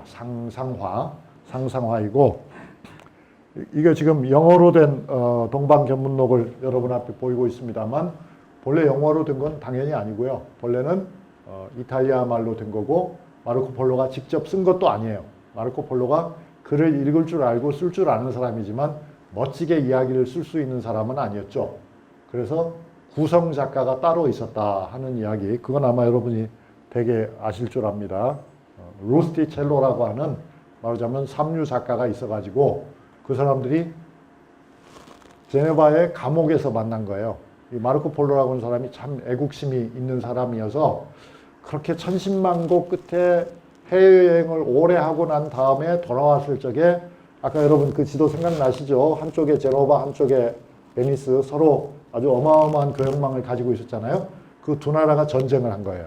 그 두 나라가 전쟁을 했을 적에 마르코 폴로는 나이가 많았음에도 불구하고, 징집 연령을 벗어났음에도 불구하고 군대에 자원해가지고 싸웠어요. 조국을 위해서. 그러다가 포로가 됐어요. 포로가 돼서 잡혀가지고 감옥에 갇혔어요. 감옥에 갇혔는데 거기서 이제 사람들에게 마르코 폴로가 입담이 좋아요. 그래서 이야기를 해주는 거예요. 야, 니들 중국에 가면 어떤 게 있는지 알아? 인도에 가본 적 있어? 뭐 이렇게. 파키스탄 알고 있어? 이런, 파키스탄은 물론 없었지만은 그런 아무튼 신기한 얘기를 많이 하니까 사람들이 다 쪼르르 모여가지고 듣고 있었던 거죠. 그 중에 이제 루스티첼로라고 하는 한 작가가 있어가지고 그 사람이 선생님, 그거 참 신기한 얘기인데 처음부터 다시 하면 안 돼요? 내가 받아 적겠습니다. 해서 정리를 한 것이 이제 이 동방견문록이 된 거죠. 그래서 뭐 굉장히 많은 연구들을 하고 있고요. 뭐 아주 유명하죠. 그런데 이게 중요한 거죠. 이게 바로 누구 거냐 하면은 콜럼버스 책이에요.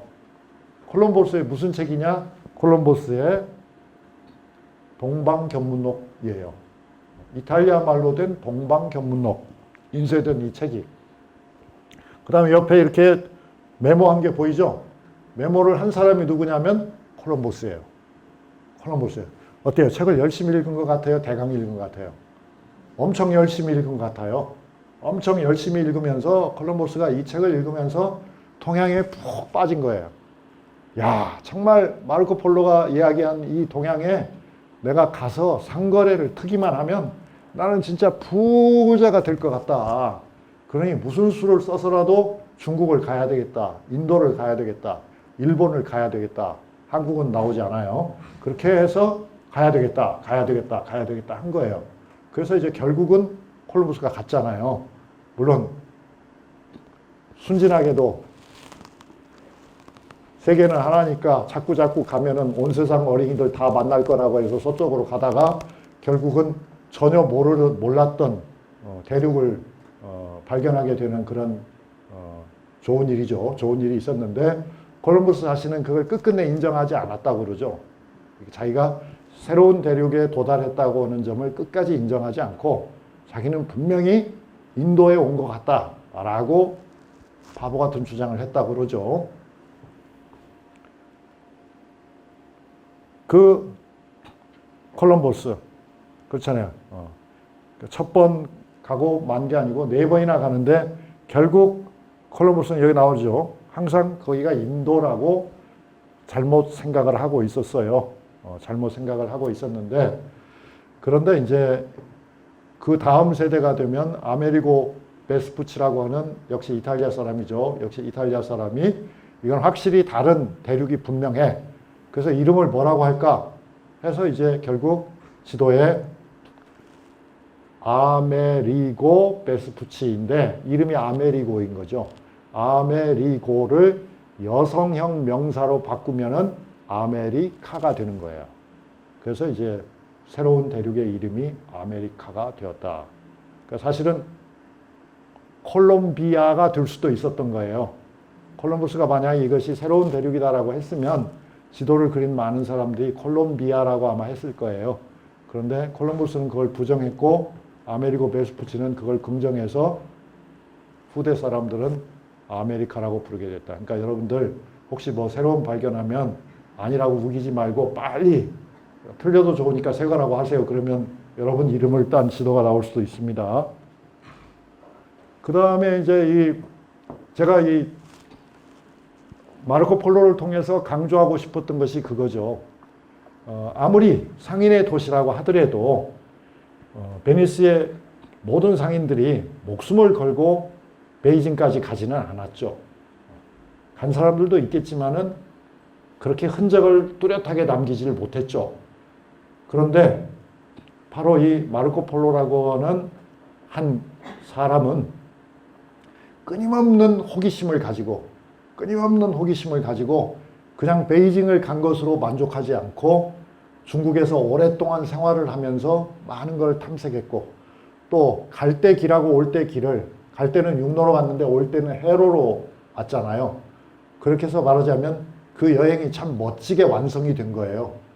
그것이 결국 운도 따랐지만 그의 모험심의 결과라고 볼 수 있지 않을까. 그리고 그런 사람들이 베니스에서는 적지 않이 있었다 하는 점에서 베니스를 그런 모험의 도시라고 할 수 있다.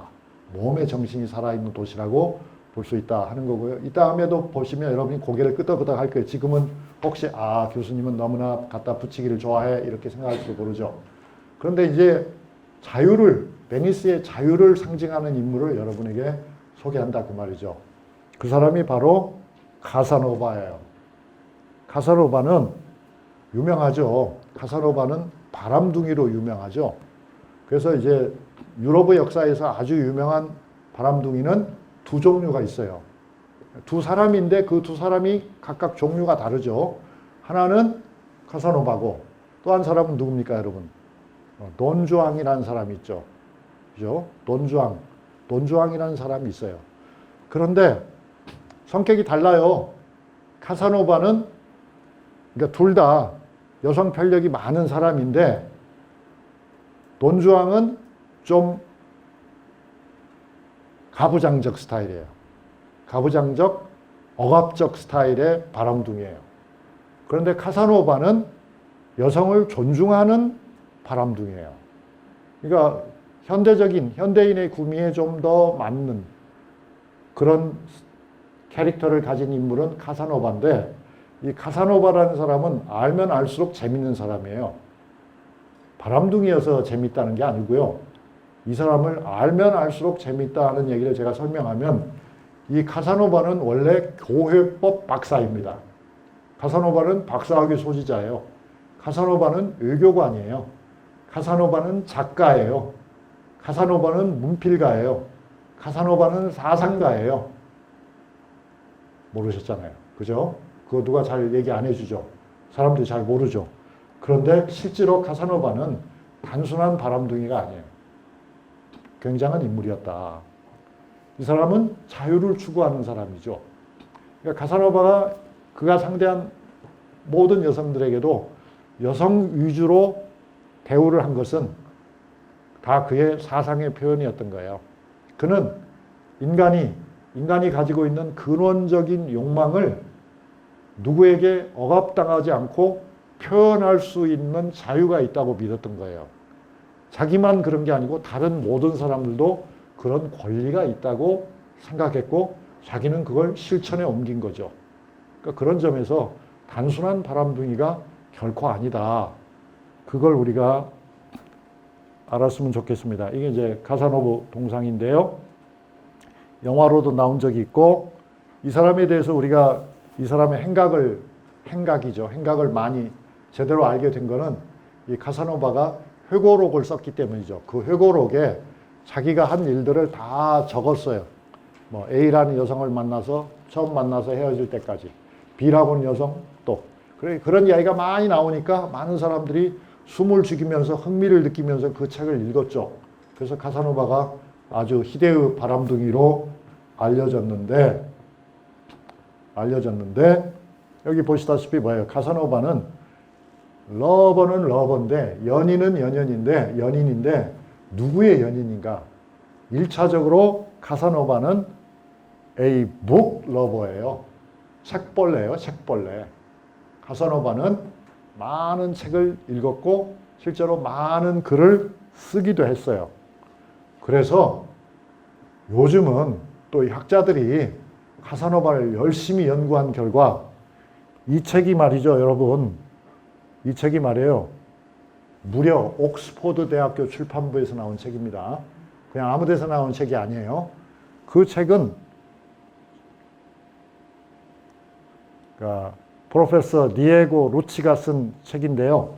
그 책은 최근에 나온 책이에요. 그 책은 카사노바 Enlightenment Philosopher예요. 카사노바는 뭐다? 계몽사상가다. 카사노바는 계몽사상가다.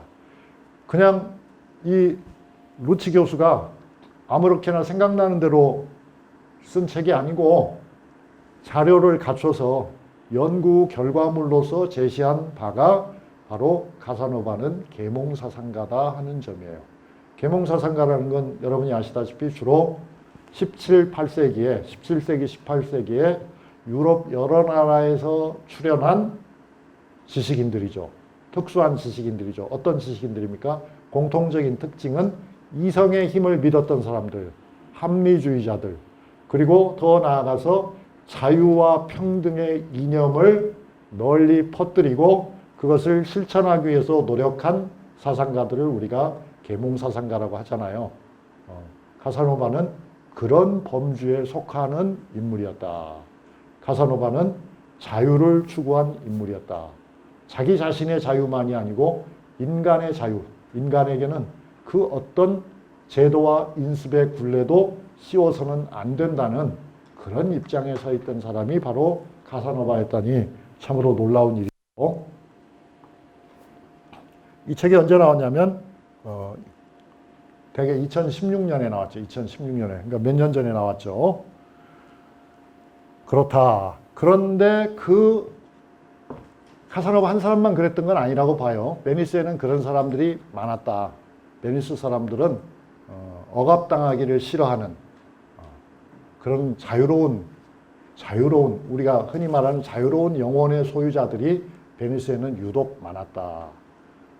그게 이제 베니스를 훨씬 멋지게 만든 것이죠. 그 베니스가 이제 서서히 몰락해 가는데, 몰락해 가는 이유는 대서양 교역과 인도양 교역이 발전하면서 이탈리아가 그 새로운 흐름을 쫓아가지 못했기 때문에 서서히 몰락하는 거죠. 그런데 거기에 이제 사실상 마지막 숨통을 끊어놓은 사람이 나폴레옹이었던 거죠.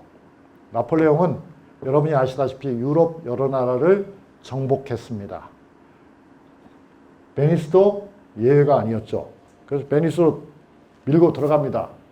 그러니까 전쟁 영웅 나폴레옹이 떴다 하니 베니스가 나폴레옹과 일전을 할 것인가, 결전을 할 것인가 말 것인가 고민을 했겠죠. 고민한 결과 답을 내렸어요. 도저히 이길 수 없는 게임이다. 나폴레옹 우리가 어떻게 이겨? 그래서 깨끗이 항복하기로 했죠.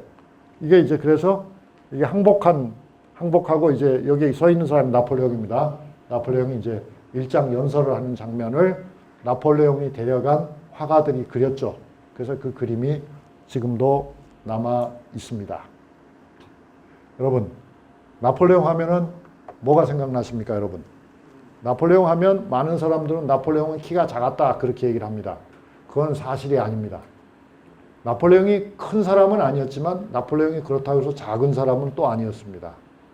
나폴레옹은 당시 프랑스 사람으로는 평균적인 키의 사람이었습니다. 그러니까 18세기 말 19세기 초에 프랑스 남성의 평균 신장이 나폴레옹 정도였다 그 말이에요. 그게 어느 정도일까요, 여러분? 그게 대개 1m 63 정도였습니다. 그러니까 여러분은 우리는 보통 서양 사람은 막 크다 이렇게 생각하지만 그렇지 않다는 거죠. 나라마다 차이도 있고 시대에 따라서도 굉장히 차이가 있어서 지금 프랑스의 남성들의 키가 1m 65는 아니죠. 그건 분명히 아니죠. 1m 70이 넘죠. 그건 우리나라도 마찬가지죠. 그러니까 한국 사람보다 프랑스 사람들이 결코 크지 않아요. 우리 한국 사람은 신체가 절대로 왜소하지 않습니다. 그걸 우리가 분명히 알아야 됩니다. 우리는 신체가 왜소하지 않습니다. 일반적으로 보면 우리 한국 사람은 아시아 사람 중에서는 가장 체구가 당당한 편에 속하고요. 본래부터가. 그리고 이탈리아 사람이나 프랑스 사람보다는 오히려 우리가 더 굵습니다. 그것도 알아야 되죠. 서양 사람 무조건 크다 이런 편견을 버리세요. 그 사람들은 지금 시간이 갈수록 어느 나라 사람이나 대체로 다 커지고 있습니다. 그 까닭은 전에도 한번 말씀드렸지만 영양 상태가 매우 좋아졌기 때문에 키들이 많이 커지고 있죠. 서양도 마찬가지, 우리나라도 마찬가지. 아프리카에 못 사는 나라들은 어쩔 수가 없지만 그렇다는 거죠. 그런데 이제 나폴레옹의 키가 작다는 그런 말은 어디서 나왔냐? 그것도 궁금하잖아요. 그거는 흑색선전입니다. 누가 한 흑색선전이냐면 영국 사람들이 퍼뜨린 흑색선전이에요. 영국은 나폴레옹 지배기에 프랑스와 오랫동안 적대 관계였습니다. 그래서 영국에서는 나폴레옹과 나폴레옹의 황후인 조세핀에 관한 온갖 악담과 온갖 악성 루머를 말하는 가짜뉴스죠. 가짜뉴스를 생산해서 자기들의 책에 쓰고 세계에 퍼뜨리고 그렇게 했던 겁니다. 그래서 그 헛소문이 너무 많이 퍼져가지고 나폴레옹이 작은 사람으로 돼 있지만 실제로는 전혀 그렇지가 않다 하는 얘기고요. 그런데 이 나폴레옹은 많은 보디가드들을 거뒀는데 나폴레옹의 보디가드들은 마치 아마 지금 북한의 지배자가 이름이 김정은이죠, 그죠? 김정은이가 그러는 것처럼 특히 덩치가 좋은 사람들을 경호원으로 많이 데리고 다녔어요. 그래서 경호원들 앞에 서 있는 나폴레옹은 상대적으로 작아 보입니다. 그러나 그거는 그 경호원들이 대단히 체구가 큰 사람들이었기 때문이지 결코 나폴레옹이 작은 건 아니다. 근데 키가 크고 작고가 뭐 그렇게 중요합니까? 오늘날 우리에게는 별로 중요한 게 아닌데 영국 사람들에겐 중요했다 그 말이에요. 영국 사람들은 키를 굉장히 따지거든요. 지금도 많이 따집니다. 그래서 이제 그 나폴레옹이 베니스 항복을 받은 다음에 이 카페 플로리안에 와서 커피를 한 잔 마셨다고 그러는데, 그래서 이제 이 카페 플로리안은 그 이후에 영업 비결이 된 거예요. 영업 비결은 오직 하나. 나폴레옹이 여기서 커피를 마셨다. 그러니까 가는 사람들이 누구나 다 여기 가서 커피를 한 잔씩 마시는 거예요. 그러니 베니스에는 재앙이었는지 모르지만 카페 플로리안에는 영원한 축복이 된 거죠. 그런데 그 베니스가, 상인의 후예인 베니스가 국제교역에서 중심적인 위치를 잃었다 하더라도 그냥 조용히 물러나서 망하는 길을 갈 리가 없죠. 이들은 끊임없이 재기를 노렸습니다. 그리고 그 재기라고 하는 것은 항상 시대적인 변화에 맞춰서 새로운 방식으로 도전을 했던 거예요. 그래서 제가 이제 그 모험의 도시라고 한 게 그겁니다. 다 모험처럼 보이죠. 그 중에 하나가 무라노의 가면 무도회죠. 그러니까 아주 이 사람들은 국제적인 쇼를 해버린 겁니다. 국제적인 쇼를 해서 가면 무도회 하나만 가지고도 세상에 많은 사람들의 관심을 집중시킬 수 있고 세상에 많은 사람들이 자기들의 가면을 보러 오거나 사러 오게끔 만든 거죠.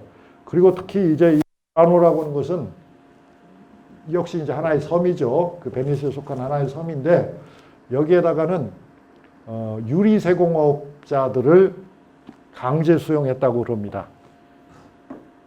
유리 세공이라고 하는 것은 특수한 수공업이기 때문에 그 특수한 기술을 가진 수공업자들이 베니스를 빠져나가면 베니스에 손해가 되니까 무라노라고 하는 섬에 사실상 감금했다고 그래요. 그래서 이제 그 무라노에서 유리 세공업이 엄청나게 발달하게 됩니다. 이거 이제 가면 모습이고요. 참 아름답죠.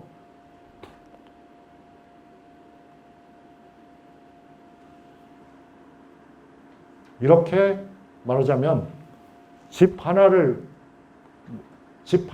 이건 어부들의 집이죠. 어부들의 집인데도 이걸 가지고 어떻게 하면 사람들이 이목을 끌 수 있을까? 그걸 궁리하는 거예요. 그 결과 색을 칠하죠. 근데 원래는 이게 출발은 그렇대요. 안개가 굉장히 심해가지고 다 비슷비슷하게 생긴 집인데 안개가 엄청 심하면은 어부가 밖에 가서 일을 하고 돌아왔는데 자기 집을 못 찾는다 이겁니다. 찾긴 찾겠지만 찾기가 어렵다 그 말이죠. 그래서 그러면 색을 칠하면 되지 않냐. 아주 진하게 우리 집에는 빨간색을 칠하자. 너희 집에는 파란색을 칠해. 그러면 구별이 될 거 아니냐. 그렇게 시작이 됐대요. 정말 그랬는지는 모르지만 아무튼 이야기는 그래요. 그래가지고 이제 결국은 이렇게 알록달록한 이 풍경을 보러 또 사람들이 온다 그 말이에요. 그러니까 색을 칠해도 색을 어떻게 칠하느냐에 따라서 전 세계인의 주목을 끌 수도 있고 아니면 유치하다 유치해. 그리고 사람들이 외면할 수도 있고 그래요. 그러니까 우리 구미도 이런 것들을 잘 참고했으면 좋겠고요. 이렇게 이 사람들의 자가용은 다 이런 보트들입니다. 보트. 그리고 아까 말씀드린 그 유리 세공이라고 하는 게 결국은 이런 방향으로 흘러가는 거예요. 그러니까 유리는 이제 아무나 만들잖아요. 그러니까 유리를 가지고 어떻게 하면은 무라노에서만 볼 수 있는 유리를 만들 수 있느냐. 그렇게 이제 방향을 잡아가는 거죠.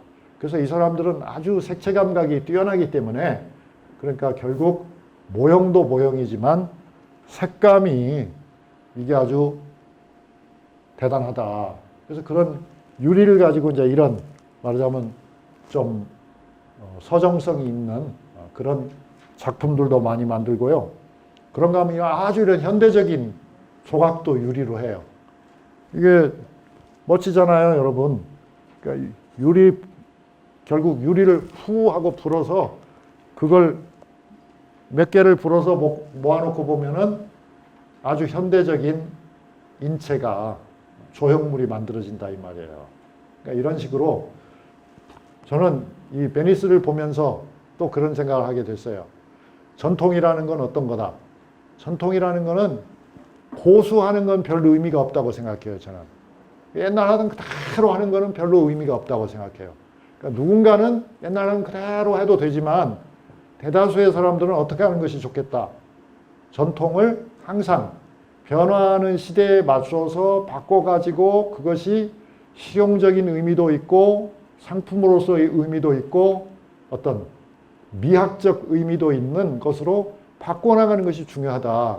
그런데 이제 제가 좀 안타깝게 생각하는 건 뭐냐면 우리 한국 사람들은 전통이라고 하는 것을 너무 고수하는 쪽으로만 가는 것 같아요. 고수하는 쪽으로만. 그러니까 서원이 중요하다. 중요하죠. 그러면 서원 집을 지어놨을 때 건물만 지어놓으면 뭐 하냐고요. 그 안에서 뭔가가 이루어져야죠. 그런데 우리는 그게 없는 것 같아. 경복궁을 복원했어요. 근데 건물만 지어놨지. 그거 아무도 안 살잖아요. 아무도 안 살고 뭐 우리가 할 수 있는 어떤 것이 거의 없잖아요. 그게 별로 의미가 없다.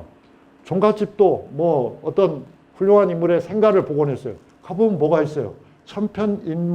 천편일률적인 박물관 같은 거나 하나 있고 그 외에는 아무것도 없다. 그러니까 그런 거는 이제는 좀 그만하고 무라노 유리가 변해가듯이 이렇게 했으면 좋겠어요. 그 다음에 이제 신발도 가져왔는데 이 베니스 사람들은 진짜 엄청나게 훌륭한 신발들을 많이 만듭니다. 베니스에서 만드는 신발은 이게 수제죠. 수제인데 지금은 가격이 얼마인지 모르겠는데 제가 옛날에 조사했을 때 보면은 한 켤레에 한 200만 원 정도 해요. 그러니까 비싸다고 볼 수도 있지만 아주 비싸다고 볼 수도 없어요. 왜냐하면은 아주 비싸다고 볼 수 없는 이유가 뭐냐면 평생 신을 수 있어요. 평생. 왜냐하면 이 사람들은 애프터 서비스를 계속 해줘요. 그래서 문제가 생기면 계속 해주고 물론 돈을 받죠. 얼마. 그렇지만 저런 신발을 아주 돈이 많은 사람이라면 뭐 몇천만 원 신발을 쓸 수도 있는 거 아닙니까? 그런데 이 사람들은 진짜로 정말로 편안하게 정말 훌륭한 신발을 손으로 만들거든요. 그 이제 근데 이제 제가 조사를 해보니까 일본 사람들은 그런 데까지 파고 들어있더라고요.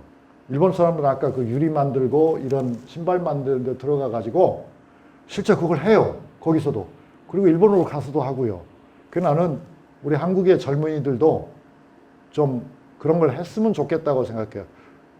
꼭 구급 공무원만 하려고 할 게 아니라 꼭 현대 기아차의 취직만 하려고 할 게 아니라 하지 말라는 뜻은 아니에요. 그걸 내가 방해할 수도 없고 막는 건 아니에요. 그렇지만 모두가 다 그럴 필요는 없잖아요. 그런 게 좀 지겨운 사람도 있을 거라고 봐요. 그런 사람들은 베니스로 가라 이겁니다. 베니스에 가서 나는 구두를 만들겠다. 세계적인 명품 구두를 만들겠다. 여기 가면은 명품, 정말 세계적인 명품 카페트를 만드는 데도 있고 그렇거든요. 그런데 가서 나 5년은 우리 부모님이 주신 돈으로 나 밥 먹을 거고 네 돈 안 모아둬. 그리고 한 5년 일한 다음부터는 밥만 먹여줘라. 그럼 내가 한 10년 예정으로 당신들한테 일할 테니까 그러고 나면 10년 후엔 나도 뭐가 돼 있겠지. 그런 생각을 가지고 제가 만약에 젊다면 전 그렇게 하고 싶어요. 그렇게 하면 10년만 열심히 자기가 좋아하는 걸 그렇게 하면 아니 세계적인 명장이 되는 거잖아요. 뭐 베니스에 살던 구미에 와서 하던 그렇게 할 수 있잖아요. 저는 우리에게 그런 청소년들이 많이 나왔으면 좋겠어요.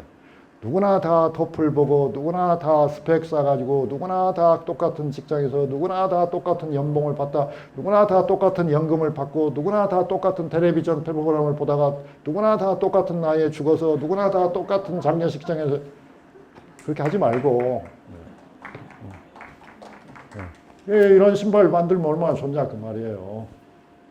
그런 거 이제 여기는 엄청난 정말 미술관, 박물관들이 많아요. 그 중에는 아주 현대적인 것도 있고 아주 전통적인 것도 있고 그래요.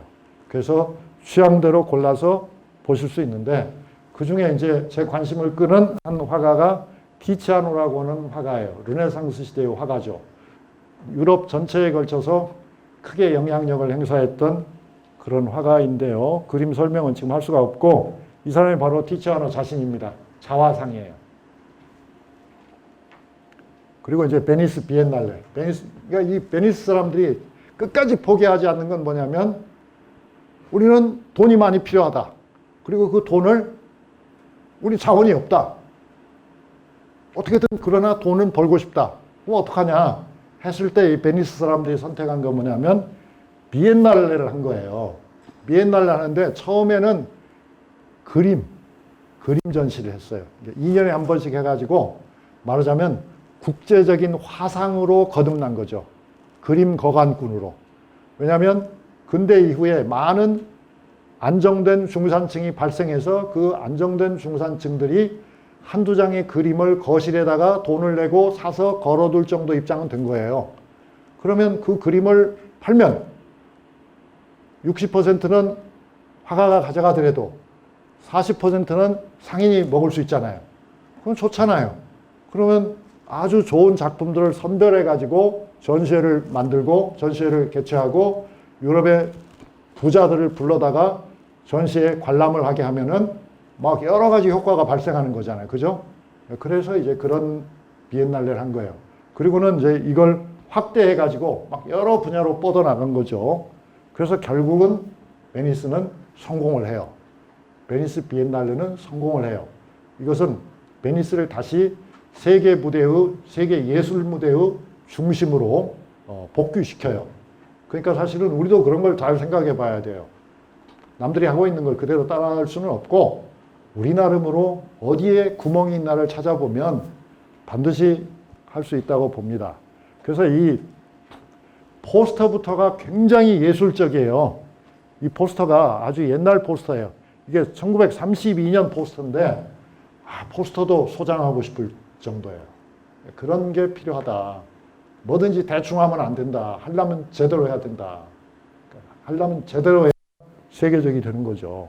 이 사람들 너무 멋져요, 다. 이게 1968년의 포스터고 이건 무려 1893년, 아니 95년부터 이걸 했거든요. 그래서 점점 무대가 커졌어요.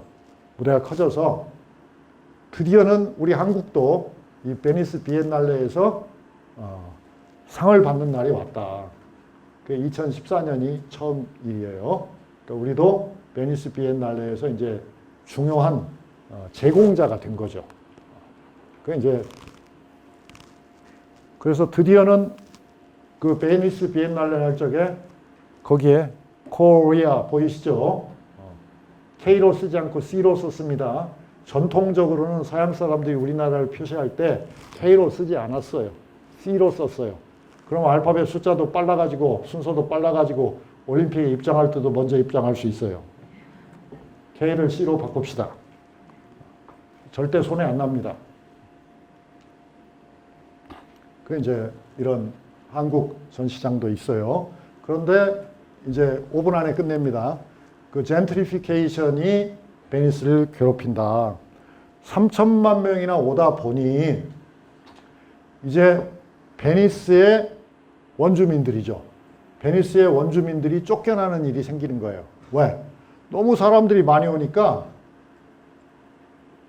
숙소에 대한 수요가 높아져요. 그잖아요? 10만 명이 잠을 자는데 자리가 없어. 그러니까 살고 있던 사람들을 쫓아내고 뭐 에어비앤비가 됐든지 뭐 호텔이 됐든지 다 바뀌는 거예요. 그래서 베니스 사람들이 이렇게 주장을 하잖아요. 다 팔아먹는구나. 부끄러운 줄 알아라. 우리는 어디로 가는 말이냐. 그래서 이 베니스 사람들이 주민들이 관광객들에게 하소연을 하는 거예요. 다시는 베니스를 오지 마십시오라고.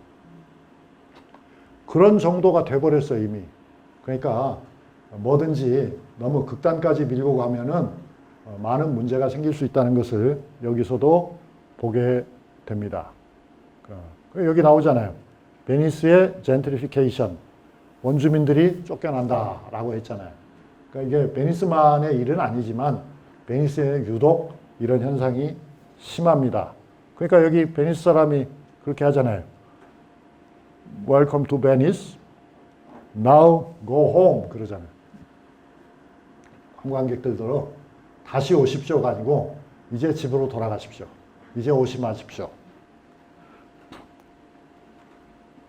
그런데 마지막 얘기죠. 요즘 지구를 괴롭히고 있는 생태 위기, 특별히는 기후 위기라고 하는 것이 베니스에서는 이미 현실이에요. 이미 현실이에요. 이게 아까 여러분이 보신 상마르코 광장인데 광장이 어떻게 됐어요?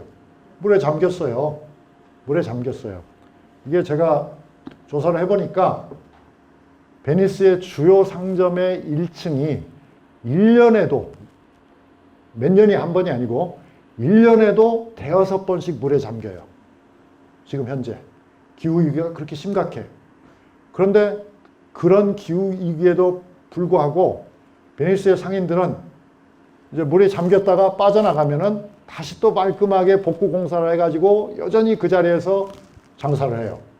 그러니까 웬만하면 아니 돈도 많이 벌었는데 그 돈으로 베니스를 그냥 그대로 통째로 들어가지고 육지로 옮기면은 안전할 것 같잖아요. 그죠? 어차피 이제 해양 무역을 하는 것도 아닌데. 그런데 베니스의 상인들은 그걸 거부해요. 그렇게 하지 않아요. 1년에 5번씩 대청소를 하고 보수 작업을 해가지고 어려움을 겪더라도 우리는 이 섬을 떠나지 않는다. 저는 그걸 보면서 아, 과연 인간이란 이럴 수 있는 거구나 하는 걸 느꼈습니다. 우리는 어떤 의미에서 너무나 모든 것을 쉽게 포기하는지도 몰라요. 이 사람들은 가치가 있는 거에 대해서는 끝까지 포기하지 않고 지키려고 노력한다. 그게 비용이 훨씬 더 많이 드는데도 불구하고 그렇게 한다. 왜냐하면 우리가 하나 모르는 게 있는 거예요. 이 사람들이 상인이지만 이익만을 추구하는 상인은 결코 아니에요. 이 사람들에게는 고향이 있는 거예요. 그 어떤 것으로도 바꿀 수 없는 고향이 있는 거예요. 그리고 그 고향을 지키기 위해서 모든 재산을 다 쏟아 부을 수 있는 준비가 돼 있어요. 나는 그 부분이 참 거룩하다고 생각합니다. 과연 우리는 무엇을 그렇게 소중하게 생각했던 적이 있는가? 우리에게는 과연 무엇이 그렇게 소중한 것이 있었던가? 그리고 있는가? 하는 질문을 합니다. 없다는 뜻은 아닙니다. 없다는 뜻은 아니고 오해하지 마십시오. 있을 텐데 베니스 사람들을 보면서 야, 사람들이 정말 이럴 수도 있구나. 감동입니다. 한때는 이 물에 잠긴 베니스가 또 관광 상품이 되기도 했어요. 그거는 기후위기 현상이 막 나타나기 시작할 때 일이었죠. 그러나 이제는 관광 상품이 될 수 없어요. 심각한 문제다. 심각한 문제예요. 그런데 이게 이제 마지막입니다. 이 베니스 사람들은 과연 베니스의 후예들아. 제가 그 생각을 했는데 뭐냐면 이 사람들은 이른바 모세 프로젝트를 추진해요. 그 모세 프로젝트라는 게 뭐냐면 모세의 기적 여러분 아시잖아요. 그 파라오가 군대를 몰고 쫓아오는데 이집트에서 탈출하는 유대인들의 행렬을 이끈 모세가 드디어 이제 막바지에 달했을 적에 바다가 쫙 갈라지면서 홍해가 갈라지면서 이 유대인들이 무사히 탈출하고 그 다음에 파라오 군대가 중간쯤 이르렀을 적에 바다가 다시 닫혀가지고 그 파라오 군대들이 물에 빠져 죽는 그런 기적이 일어났다고 성경에 기록되어 있잖아요. 그죠? 그거를 베니스 사람들은 자신들의 의지로 만든다 그 말이에요. 아이, 교수님 뭔지 좀 그래도 뭔가 잘 모르겠어요. 뭐냐면요. 간단하게 말하면 바닷속에다가 움직이는 댐을 건설하는 거예요. 움직이는 댐을 건설해가지고 평상시에는 그 댐을 눕혀놔. 그리고 바다의 물결이 높아지면 그 댐을 전기 스위치를 눌러서 일으켜 세워요. 그러면은 바닷물이 섬 안으로 들어오지 못하죠. 이게 진짜 장난이 아닌 거예요. 그 전체를 그걸 커버를 하려면은 얼마나 많은 돈을 들여가지고 이런 움직이는 댐을 건설해야 되겠습니까? 더군다나 그 아래는 그 지반이 굉장히 약한 바다라는 점을 생각할 때요. 근데 그거를 이 베니스 사람들은 포기하지 않고 추진하고 있어요. 뭐 성공할지 그건 잘 모르겠습니다. 근데 아마 제가 보기에 한 가지는 분명합니다. 뭐가 분명하냐면 베니스 사람들은 성공할 때까지 할 것이다. 그러니까 이미 그건 성공했다고 믿어도 좋다. 5번 실패해도 6번이 있을 것이고 10번 실패해도 12번이 있을 거고 100번 실패해도 1000번이 있을 거다. 그것을 베니스는 이미 역사를 통해서 입증해 왔기 때문에 저는 의심하지 않습니다. 그러니까 사람에게는, 그러니까 한 개인에게든 한 국가 또는 사회든 그런 게 있어야 되겠다는 생각을 나는 하고요. 그런 의미에서 장사꾼을 장사꾼이라고 욕할 수 없다. 거기에는 영혼이 있다. 그런 생각을 하게 됩니다. 아름다운 베니스죠. 여러분 어떻습니까? 여러분 저와 함께 베니스 구경 잘 하셨죠? 그래요. 감사합니다.